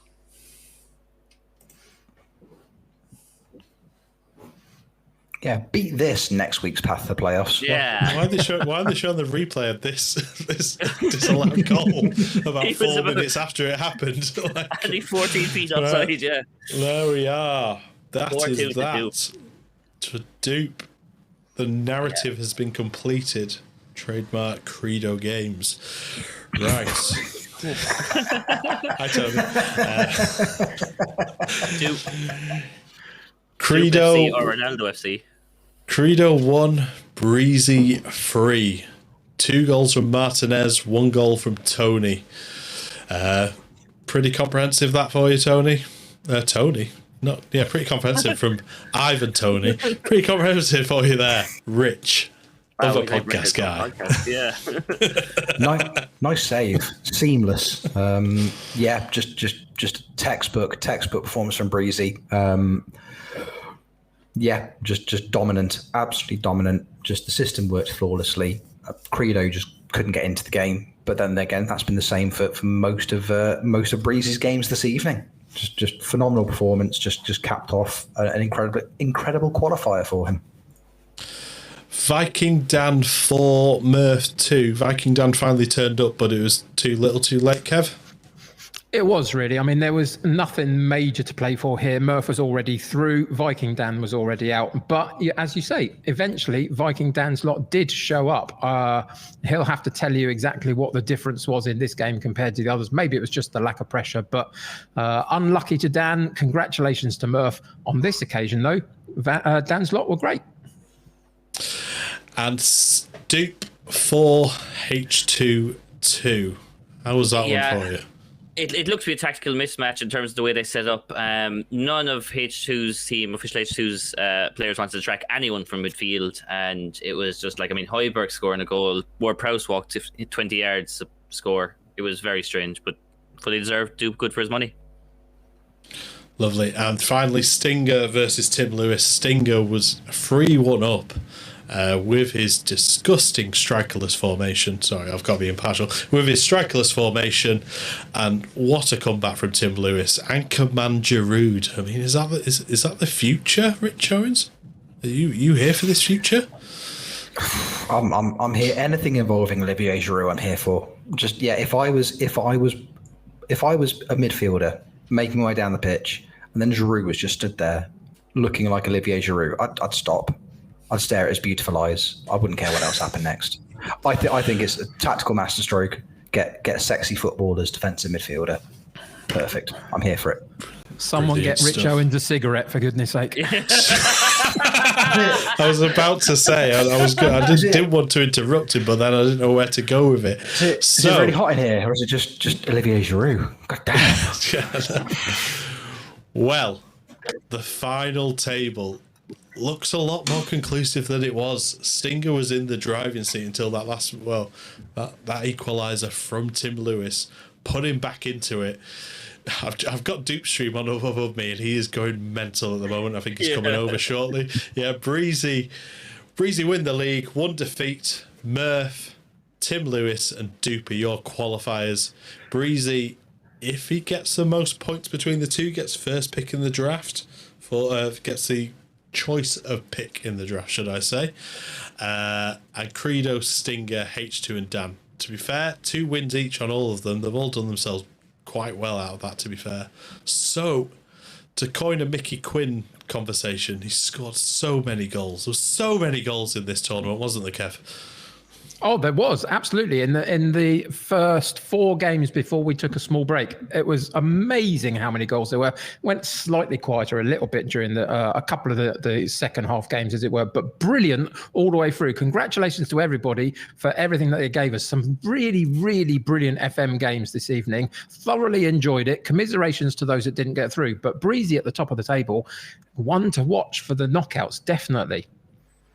Yeah, definitely. And Rich, what about the Murph? You watched a fair few of his games. How do you think competitive he will be next time? Very. I think Murph is going to give an excellent account of himself in that final. Like I say, he drafted to a system. You know, he knew what he wanted to do. He knew how he wanted to set up, and it's clear in 5 wins out of 7 games. It's clear that he knows what he's talking about. He's got a system that works. I think he's going to be a threat for sure. Fantastic. And Tim Lewis and Dupe, you've watched a fair bit of Tim Lewis recently. I have. Owen? He makes changes and they seem to work. He's got the golden touch. They don't always make sense. He's found this Giroud piece. Even when he's losing a game, he puts Giroud Tankerman to win ball and create chances. It seems questionable, but it's worked. Coming back from 3-1 down to book your place in the playoffs is dramatic. It's impressive. Dupe, equally. But no points for the first 3 games. Went undefeated for the next 4. Can't knock it. Yeah, definitely. We're just waiting on Breezy. I don't know if he's taking a comfort break in between. Oh, no. As soon as I speak of the devil... Oh, wow. Oh, wow. You've got a treat coming your way, ladies and gentlemen. I don't know if the other players can see him. That's a defensive midfielder if ever I saw one. Yeah, I know, exactly. Give me one moment. It's the reason that's not working there. Whoa. By the power of magic, we should have him. There we are. Mr. Breezy, you seem very happy with yourself, and you also seem to be on mute and we don't have any audio from you.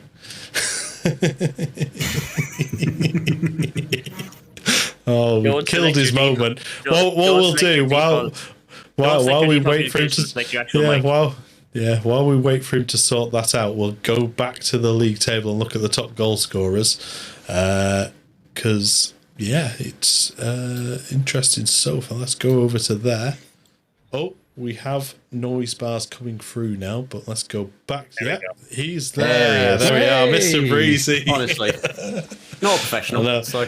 Completely ruined your moment in the sun there, but congratulations, you've won the league. How was it for you?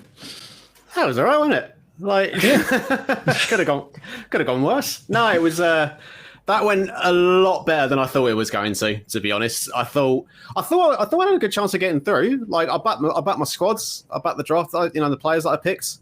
Didn't quite expect it to be as dominant as we ended up being, but that is the power of Ivan Toney.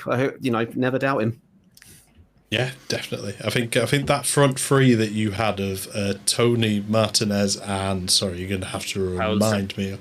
Poulsen. Poulsen. I mean, it was an unlikely 3 to be joining together, but they were working absolutely lethally together. Well, the thing is, I used something similar the last time I was on, and Tony was a part of that. I think it was like Zapata, Lukaku, and Tony, but like for how I wanted them to play. I was saying it throughout this. I'm going to take these off now because I look ridiculous, quite frankly. I was saying to my chat all through the night, like Poulsen's may not be the most technically gifted striker that we had available, but just in terms of what he offered, in terms of his work rate, his physical abilities, and just that ability to press from the front and be a real nuisance, he was so vital to how he played. Obviously, Martinez will sort of walk away with a lot of the acclaims for scoring a lot of the goals, and Ivan, of course. But I think we definitely missed Poulsen when he got injured. I think it's no coincidence that when he got injured, I think the next game we had was the one against Tim, which we ended up losing, albeit rather unfortunately. But we weren't as sort of potent in attack and weren't as aggressive pressing the front lines as we had been before he got injured. So he was definitely very, very important to how he played. Yeah, definitely. I'm going to throw it over to Rich. Have you got any questions for the league winner? Well, yeah. I mean, first and foremost, man, congratulations! What a performance! Across all 7 games, man. Incredible scenes. being in a position now where you are potentially going to have your choice of where you're going to be in the draft, have you got a first pick in mind? Don't have to tell us who it is, but have you got? Mark Noble first pick does have a good ring to it, doesn't it? It does. No, it does. Absolutely. No, I honestly, I don't. I have no idea as of yet. Obviously, unless it's already been revealed, I'm not quite sure what the stipulation or the pool will be for the knockouts. No, it's not revealed yet, so it's one of those. It's familiar players. We'll say that much. Yeah, it's one of them. Like I'll react when and plan accordingly once the pool's been announced. Obviously, it'd be great to have like the option of getting like someone like a Haaland in or someone like that because he can be incredibly deadly, but. I'm really far out. I'm still trying to, it's still sinking in. I've qualified at all, let alone win the whole league. So like planning ahead. So I was need a bit of time to plan ahead, really. Lovely. And then Kev, we'll throw it up to you. Breezy, congratulations. It was a magnificent performance all evening long. From what I saw of the games that I saw you involved in, you seemed really, really dominant in all of your games. Did you have any moment where you thought it was going to derail even slightly, or was it just plain sailing the whole evening? Every time there was a highlight, really. No, like there was a game, the game against Murph. Really, I'll hold my hands up. I should not have won that game, or not at the very least shouldn't have won it by 3-0. Like Murph was incredibly unlucky, and we rode our luck a lot in that one. But to be honest, it's one of them. Like we set ourselves up to play the way I wanted to play, and it just kind of kept working. I didn't really feel that. I didn't really tweak a lot throughout the games because I didn't really like. There were moments and certain patches of play that will cause us a little bit of trouble, but nothing that made me sort of panic and think, okay, we need to change something drastically here. It was all very much a sort of Mikel Arteta-esque trust the process type attitude towards it. And by the end of it, obviously the defeat to Tim was a little bit annoying because I don't think we necessarily deserve to lose it. But that's FM at the end of the day. Sometimes you win games you don't deserve to win, you lose games you don't deserve to lose. So I'm not gonna complain about it. But no, I felt after we won the first 3, I felt very confident that we were going to at least get through. I think winning the first couple or first 2 or 3 definitely set us up for a very successful evening. Brilliant. And finally, my Irish friend Owen, any questions for Mr. Breezy? Congrats, Breezy, again. I'll apologise because I did say, look, I thought it was a good first 14 or so you had. A question of whether the depth would come true, but it's worked out well. Shows what I know about drafting. What I do want to say, a person who stood out for me, similar in the Ivan Toney, who seemed to be involved in every good highlight you had, was Gerson. And he played a pivotal role. But my question is, was he on a list or a depth chart to play in that position? Was he the guy you wanted? Did you miss out on someone? No, I mean, to be honest, I only heard of Gerson a few weeks ago. Like, I was messing around with a potential Marseille save, and he was in the squad. And it was one of them. I looked at him, I was like, "Oh, he's quite good. I've never heard of him before. But he looks. I sound like Lujo Cross. No, but I've never heard of him before. But he sounds. He does a football. Yeah, his attributes for what I sort of wanted sort of matched up with what I wanted that role to be in the team. Then, like, Bruno Guimaraes was my first choice for that central midfield partnership next to Basuma. But knowing Gerson was there, I can't remember off the top of my head how pricey he was, but he wasn't that expensive. And I thought, just someone to bring in because there's always going to be suspensions, there's going to be injuries. And yeah, like I said, he came in pretty much, I think he started 1 or 2 games and came off the bench in most of them and was very, very effective. Yeah. Like, really, really good player. And I will say, just because, I'm talking to you now, Owen, special mention for Simone Zaza, that pass for the third goal in the last game against Credo was world class. And that is why Luke Young got 2 goals. Luke Young got 2 goals, a better striker. So no, Zaza was the only one who hadn't really contributed, and Kasper Schmeichel, bless him. But like Zaza was the only one who hadn't really contributed. But he came on and played an absolute worldly pass to Martinez in the final game. So it all came together very well. Redemption for his West Ham spell, I think.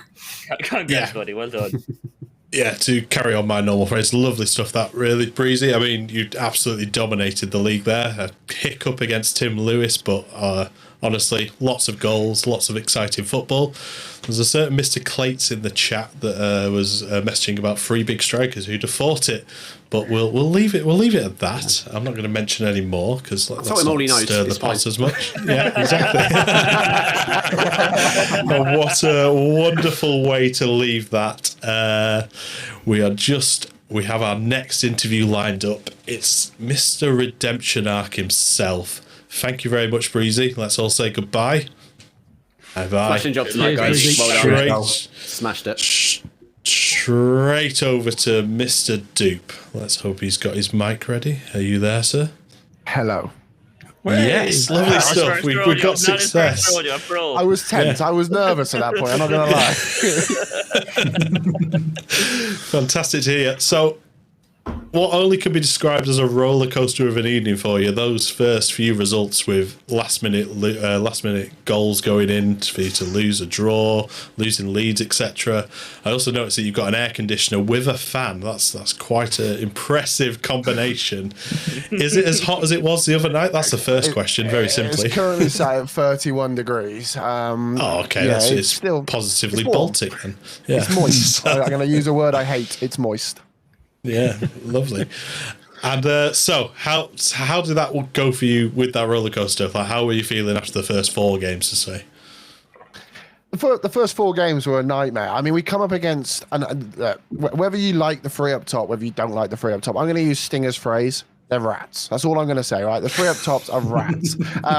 Look, whether you like it or you don't like it, you have to come up against it. And you have to try and nullify it to see what you can do. I played the 3 guys that are above me in the league for my first 3 games. And apart from the Breezy game, which, to be fair, he beat me 4-0. I don't think it was a 4-0 game, maybe a 3-2 or a 4-2 game. But we were creating chances, so I was always hopeful. The next 2 were just like kicking in the teeth when you've got like minutes to go and you concede into drop points. The Credo game was 4-4. We were up and then he scored and I just kind of went on the break and I went down to the missus and I was just like, so how's it going? I was like, I think we could book something up that weekend if you want now, love. I don't think we're going to be involved. Actually, I should probably tell her actually. Book a babysitter, love. No, I think it was hard to come back from.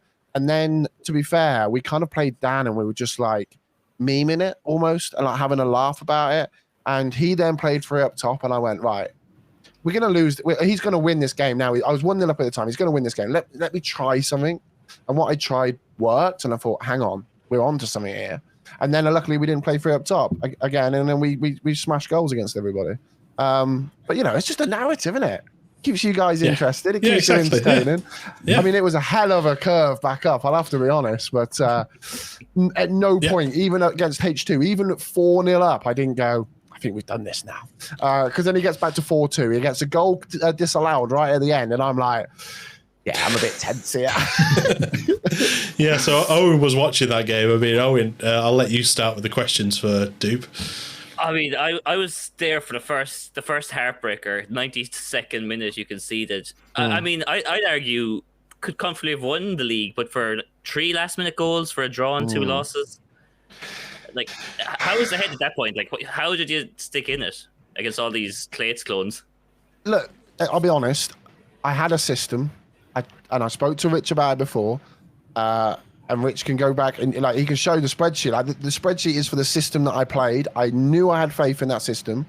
The issue that we had an injury after 18 minutes to my first choice DM who didn't play another minute for the rest of the tournament. So I'm down to 19 players before I go. We had yellow cards galore because we were just chasing our tails in those first few games. So I think the last game we played against H2, I had 9 of my starting 11. If they would have got a yellow, they would have missed another game if we had another game. Like, we were right on the edge. So I think for me, I just knew that system would work. We had drafted to that system and we saw positives. And I think Ronaldo I think he was top goal scorer in the end, or joint top goal scorer. Top goal scorer, yeah. It was a good pick, wasn't it, Aaron? I think for me, I called it early. It was a great move. I know you did. I think he's really helped us out there. If we didn't have the goals from Ronaldo, I think we'd be in a different story. But there was goals from everyone, which is another thing that I love to see. It's just going to change the way that I draft for the next round, because we're going to see the 3 up tops, and I need to nullify it. I will not be playing 3 up top. I can tell you that for nothing. But I will be coming up with a system. And I will be picking players that can stop that 3 up top, or try to at least. To back you up as well, I think bar week 1, the next 4 weeks, you 3 or more players out every week. So you're constantly adapting the plan. And from then on, you won, basically. So fair play. Yeah. Up to Kev, the nicest man in the FM community, as Duke coined him the other night. I did. Dupe, you are a magnificent human being. Thank you very much for the evening of entertainment. It's been really fantastic. We talked a little bit about Ronaldo and his goals being so important to you. Because it was such a roller coaster, what's the flip to that? Who's in the bin? Who are you never going to touch again, having drafted them this time round and seen that it didn't quite work out for you?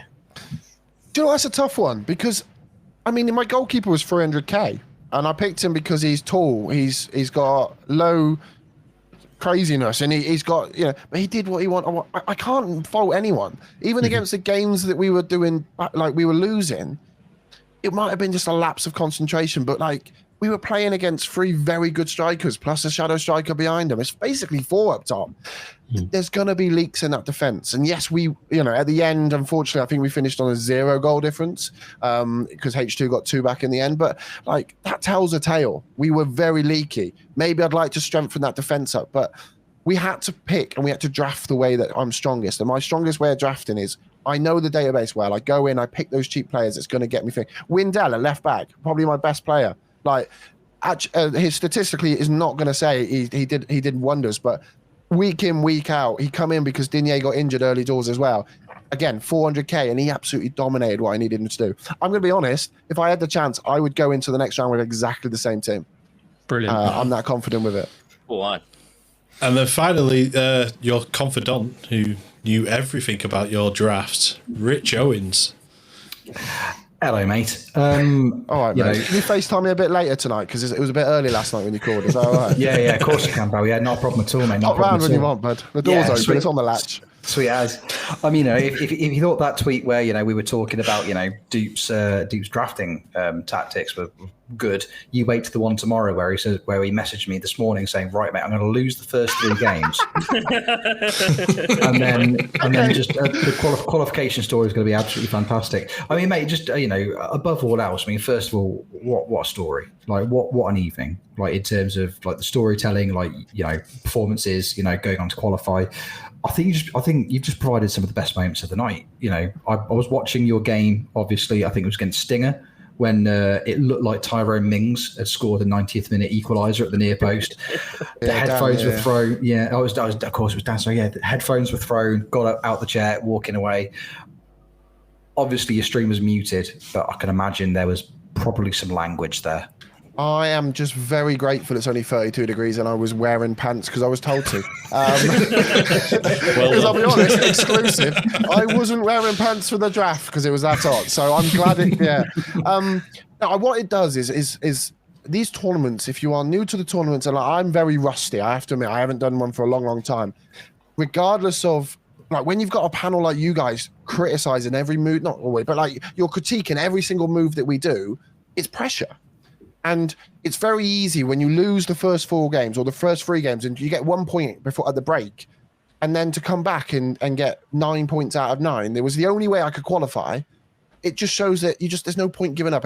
Until you are Viking down and mathematically out of it, there's just no point giving up because things can change. People can like lose the tactic they downloaded from Clates on YouTube.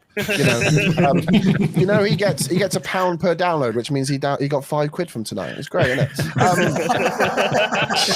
it? I just think what it does do is it just shows that at the end of the day, just don't give up. You guys have done a great show. I've had you on in the background. I use you as inspiration because you just all slagged me off for the first 3 games. I know where you live. Owen's putting his arms up like, oh, I love you really. But, no, I think it was fun. I enjoyed myself, and I at one stage stated I'm never playing in a PvP again, and now I quite enjoy it. So there's a phrase: you only sing when you're winning, and I think that's very much true. You are a United fan after all. Well, yeah, true. Yeah, I think that was the one thing I did slag off is when you had Martial, Rashford, and Ronaldo all up front at once. But there we are. I mean, I'll use my humble pie.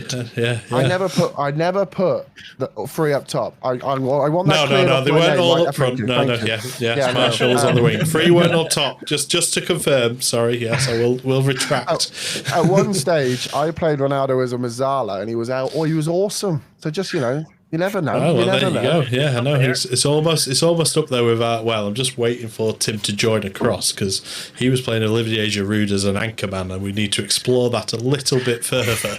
Yeah, but there we are. Won those games, sadly. Yeah, exactly. But anyway, dude, congratulations. I mean, what a redemption arc from 1 point before the break to 10 points afterwards. You've actually qualified by 2 points clear, so that's gone really well for you. So. Can I also add the fact that I don't know if people knew this, but I was on call tonight, so like at any time I could have got called away, and I was on the edge of thinking I'm going to start doing well, and then the work's going to call and go, yeah, you've got to come along, innit? That's just Sod's law. But I'll just end by saying you guys have done an awesome job. Keep up doing what you're doing. Apart from Owen, you're awesome. I love you all. And Rich, I'll see you for breakfast in the morning. Yeah. Sweet as, man. Looking forward to it. Cheers, fantastic. Cheers, dude. Thank you. Been emotional. Wow, what a night so far, guys. Hopefully Tim Lewis will be joining us shortly. I'm just waiting for him to come online. We will, just to get how that emotion was in that final game for him. But we've got Tim Lewis, Dupe, Breezy, and Murph qualifying. Is Dupe the only non-tree striker went to qualify? I don't know what Tim Lewis played from memory. I think it is. Yeah. Tim is incoming. The only man of honor. The only man of honor. Could you believe it? Lovely stuff. Yeah, it's where's your money on to get furthest once it gets to the end, Kev? I think that's really tricky to know in the sense of we've still got a second draft for them to do and a different setup for them to go through. I mean, on tonight, you have to say Breezy just absolutely breezed through, did he not? And he was magnificent in so many ways that you can't go against that. But different set of opponents as well, really tricky one. But they've all got to feel like, having got through a group, they're now in a potential situation for knockout football later on, where anything can happen, potentially, if they can get far enough to do it. So Owen's busy chatting away. He's actually slagging off our fellow pundit there. That's not very nice about Kev. How dare you? We need a fancy mode. I might kick you out here. That's unbelievable. The Clates meta, I think that's the way it's been called, with the rats and the free up front. What's your thoughts on this, Owen? Is it slowly coming to an end with Strike? Well, like Strikerless did. I don't think so. And I'd said it in the draft that there was going to be, it's going to be the Strikerless of last year. We'll see probably the next quarter of a year, like the end of the cycle. It works. The meta has always been big strikers, but it just feels like overloading up front without you playing muck football. Like Breezy had the best of both worlds. He'd 5 at the back, 2 midfielders, and 3 up front. Like that's why he's done the best. He's like, I'm going to put everyone behind the ball except for the 3 massive strikers. So I don't think it will, unless someone finds a tactic like Dupe might have that can beat it. I don't think it'll change. Rich, out of the 4, who was the unluckiest out of the people who got eliminated, would you say? I mean, I think everyone gave, generally speaking, a pretty solid account of themselves. You got to feel, I think, Credo's got to be feeling pretty hard done by. Some of those penalty decisions that didn't necessarily go his way. Got to be feeling a bit hard done by there. Like I said, it could have been anyone. I think everyone's given a great account of themselves tonight. H2, first PV, his first draft, first PvP experience.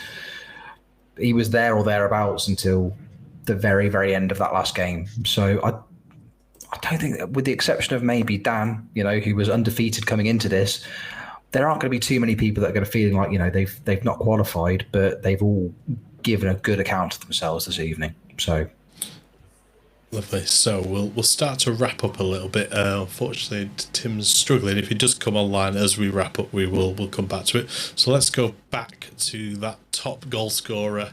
It was shared with Martinez and Ronaldo. I think Ronaldo got the majority of the goals. Then you've got Vlahovic, Schick, Abraham, Immobile, Calvert-Lewin, and Ivan Toney popped in. Like we said in the last time we looked at this, Kev, it's really surprising just to see all strikers in here.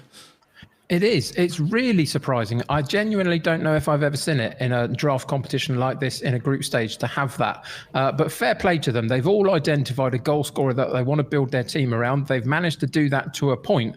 Obviously, the likes of Ronaldo, Martinez have done that a little bit better than everybody else. And it demonstrates that in terms of who's gone through ultimately. Those top 3 strikers there are in the next round, which is fantastic. Yeah. Awesome. And Rich, any player that stood out to you that that we might not expect? I mean, Ivan Toney aside, I guess, because we waxed lyrical about him.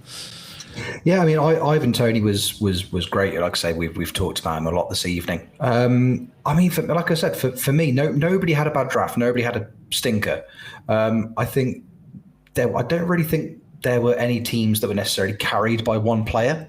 So for me, I think it's pretty much everybody that got drafted, even some of the players that we were, quite critical of, the decision-making process behind them. All the players, generally speaking, gave good accounts of themselves. So I don't think there's a single one that did it. I think it's just more of pretty much every squad pulled their weight in some way or another. Yeah, unfortunately, it doesn't look like we're going to be joined by Tim. So let's go on to next week, as we've already discussed. As you can see, Path to the Playoffs, Monday the 25th of July. It's actually from 7:30 for the draft and 7:30 for the games on Thursday. You'll be joined by Tony Jameson, the original funny guy, FM Llama, Kev's back again, and Summer Says will be completing that panel. And the competitors this time around will be Hood Gaming UK, Limo, Cy Maggio, Cozza Bob, Shaughnessy, JDFM, Salty BFM, and then some other Welsh girl who does weird things with Yorkshire puddings. Okay, she's called FM Girl. It's fine. It's fine. Sorry, chuck the sauce on Yorkshire puddings. I'm still really angry. Early predictions, early favourites on that one, Owen? It's a massive group, like 2 champions with their shiny stickers on Limo and Hood. Cy is always thereabouts. I'm going to back my old wasted possession buddy in FM Girl. Has the credo effect of her games are mental. Averages, I'd say, 7 goals a game.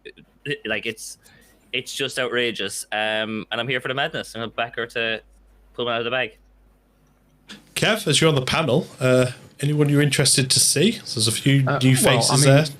The first thing I will say is that I couldn't possibly bring myself to back Alice because of previous results against the two of us, but that's okay. So I am actually going to go for one of the shinies. I will go for Hood. I think he is incredibly talented with terms of setups. There is a reason why he's got a shiny, and I expect big things from him next week. And Rich, obviously your mate Tony Jameson hosts the panel. Do you think he can hold the funny jokes? No. Anyway, and anybody you're in particularly looking forward to seeing in that group of players? Having seen them drafting, a fair bit over the last few months, doing it, mainly from a panel perspective, I'm really, really excited to see what Cozza Bob's going to bring to the table. Lovely, lovely guy, like draft pedigree. I think I'm expecting big things from him. And I'm excited for him to get the opportunity to show it again. So next week from 7:30. Sorry, Tim Lewis is really trying to get in here, so I don't want to literally end the show and then he goes, "Oh, look, there you go. Look, it was worth waiting." Bye. Fantastic. He has made it. Right, give me one moment. Let's get him onto the screen. Oh, there's me clicking buttons at the wrong time now. Right, let's quickly get him aboard with us.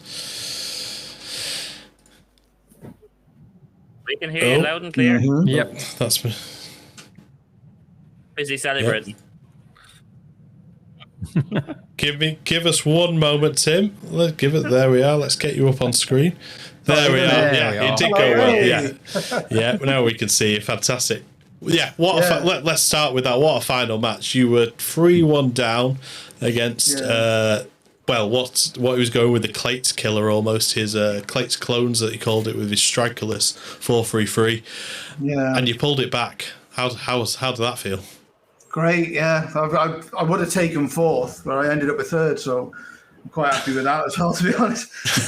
An amazing field of people as well. I've just done that with, so that feels pretty damn good. And to do it with putting Giroud as an anchor again,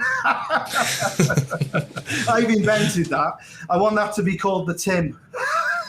Nice. It's not a bad shout. I mean, you're on an amazing run of form recently. You've gone from the Summer Cup, you come into here. I mean, okay, you've left it to the last of the last minutes, but you qualified for the FM players. I mean, Are you ready to have a crack at the big leagues? Do you think you've got a chance once you get there? I hope so. I'm getting better at the streaming thing slowly. People are shouting at me for things less. Like last time I was in the playoff qualifiers. I just had Owen shouting at me for skipping replays. So, yeah. That's a good job by Owen. It's not often a compliment Owen on doing a good job, but he did a really good job there. So yes, but it is picking up those things. Yeah. To be fair, though, Owen was absolutely right about Kimpembe, but completely wrong about Vlahovic. Vlahovic is a beast. I think Kimpembe is rubbish. But yeah, I won't be drafting him again. Dude drove me crazy. But yeah. And then, let's start with Rich. Rich, any questions for Tim? First and foremost, man, congratulations on qualifying. Thank you are absolutely on fire in terms of your PvP performances recently. Now that you're here, you qualified, you're going to be in the tournament. How far do you think you can go, and how far would you like to go? I just like sticking this on top of things. So all the way to the top, please. I've spent 15 years watching Wrexham play National League football, and it hurts. So to be successful at something and put that back on top of something, because when I was a kid, we were actually quite good. Lots of people wouldn't remember that, but we had a really good team and we were going places, and terrible owners tried to murder us, and we've suffered from it ever since. So to do something positive, being from Wrexham and doing things that I enjoy while doing it is fantastic. And I've enjoyed every minute of it. And fun fact as well, I haven't drunk in 12 years through personal choice more than anything else. I've had 3 of these so far tonight. So I have had a very, very good evening. Fantastic. This is a perfect for a long time. Wow. Yeah, perfect time to hand you over to Kev. Kev, anything to ask for the shot taker, Tim Lewis? Well, thank you for the opportunity. What can I say? I mean, it's a thrill and an honour. Congratulations on getting through. I'd like to know which was hardest. Was it getting through tonight or getting in the call afterwards? Oh, yeah. I've been playing Football Manager since I was a little kid, so I'm pretty good at Football Manager, but terrible at streaming. So, if I can get that bit right, then the sky's the limit, I suppose. But I am getting better at muting people and whatnot. I think I angered Dupe at one point for pointing out that he'd lost 2 of the opening games to my chat. So he's not very happy. I don't think he likes me very much. He heard everything I said and pointed it out to me. So I'll get there. It's just a matter of getting used to it all. And finally, Owen. Firstly, have you got an apology for slagging off Vlahovic for the entire tournament? Not only an apology. I'm going to hold my hands up here. I think Vlahovic is going to come off for all FC. You can't knock a guy who he got 7 goals, but 5 of them were winning goals. So yeah, look, I can't use him obviously, but I don't think he's a fraud. Kimpembe still captain of Fraud FC, undefeated. It took 25 minutes or something to prove me right. Yeah. Fair play. You tried different things at different times. You made mad changes. I never called it the Tim. Maybe the Tim mental. It's putting Giroud back there, but it's worked. You won those games, so congrats. Yeah. Thank you. Thanks very much. It's been absolutely brilliant being in this tournament, by the way. The graphics, the people that have been in it, every single part of it has been brilliant. And especially the stickers. I love the stickers so much. And I want one of them shiny ones, please. Give me a shiny one. There you go. Go out and prove it. Fantastic. Tim, you've been wonderful tonight. You've been wonderful throughout the tournament. And honestly, it was so good to see you once you got that Vlahovic chip against a dirty strikerless formation. But there we are. Thank you very much for joining us. And we will catch you at the FM playoffs in a couple of weeks' time.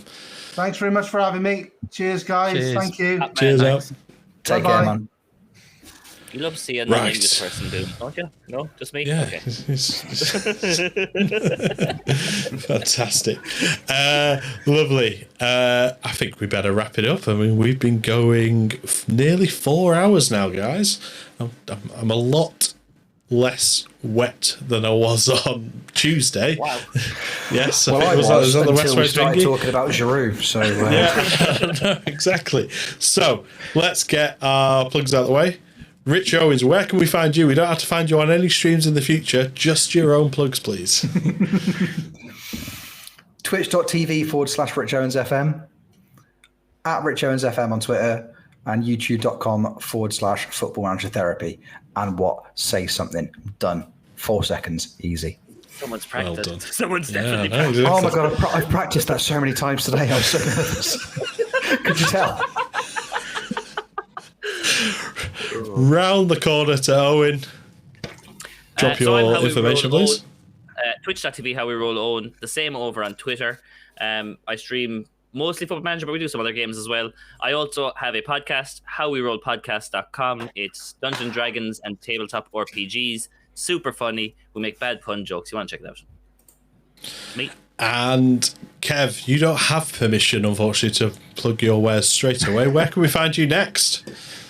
You can find me next, actually, on my own stream on Monday afternoon, but also next Monday evening and Thursday evening here on the playoffs for the next part of the playoffs. But you can also find me on Twitter at the United City FM and most weekday afternoons, 3 till 5 p.m. over on Twitch, also at the United City FM.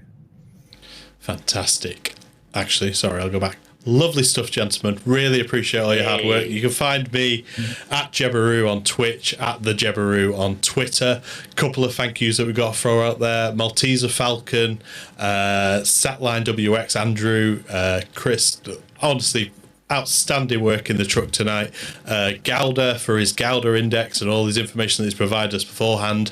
Mozza and Ali for manning the socials and looking after the games. Katie, FM Girl, Keg for all the graphic work that they've done, and then all of the other people in the back of house. Cam in particular, who's done some excellent work back of house as 100%. Well. All the stuff that's been done by them has really helped us through. This is what makes the production, what gets us through, makes it all nice and shiny. But thank you. Congratulations to Breezy, Murph, Dupe and Tim Lewis. We'll see them in the FM playoffs, and we'll see you next week for Path to the Playoffs 2. Electric Boogaloo.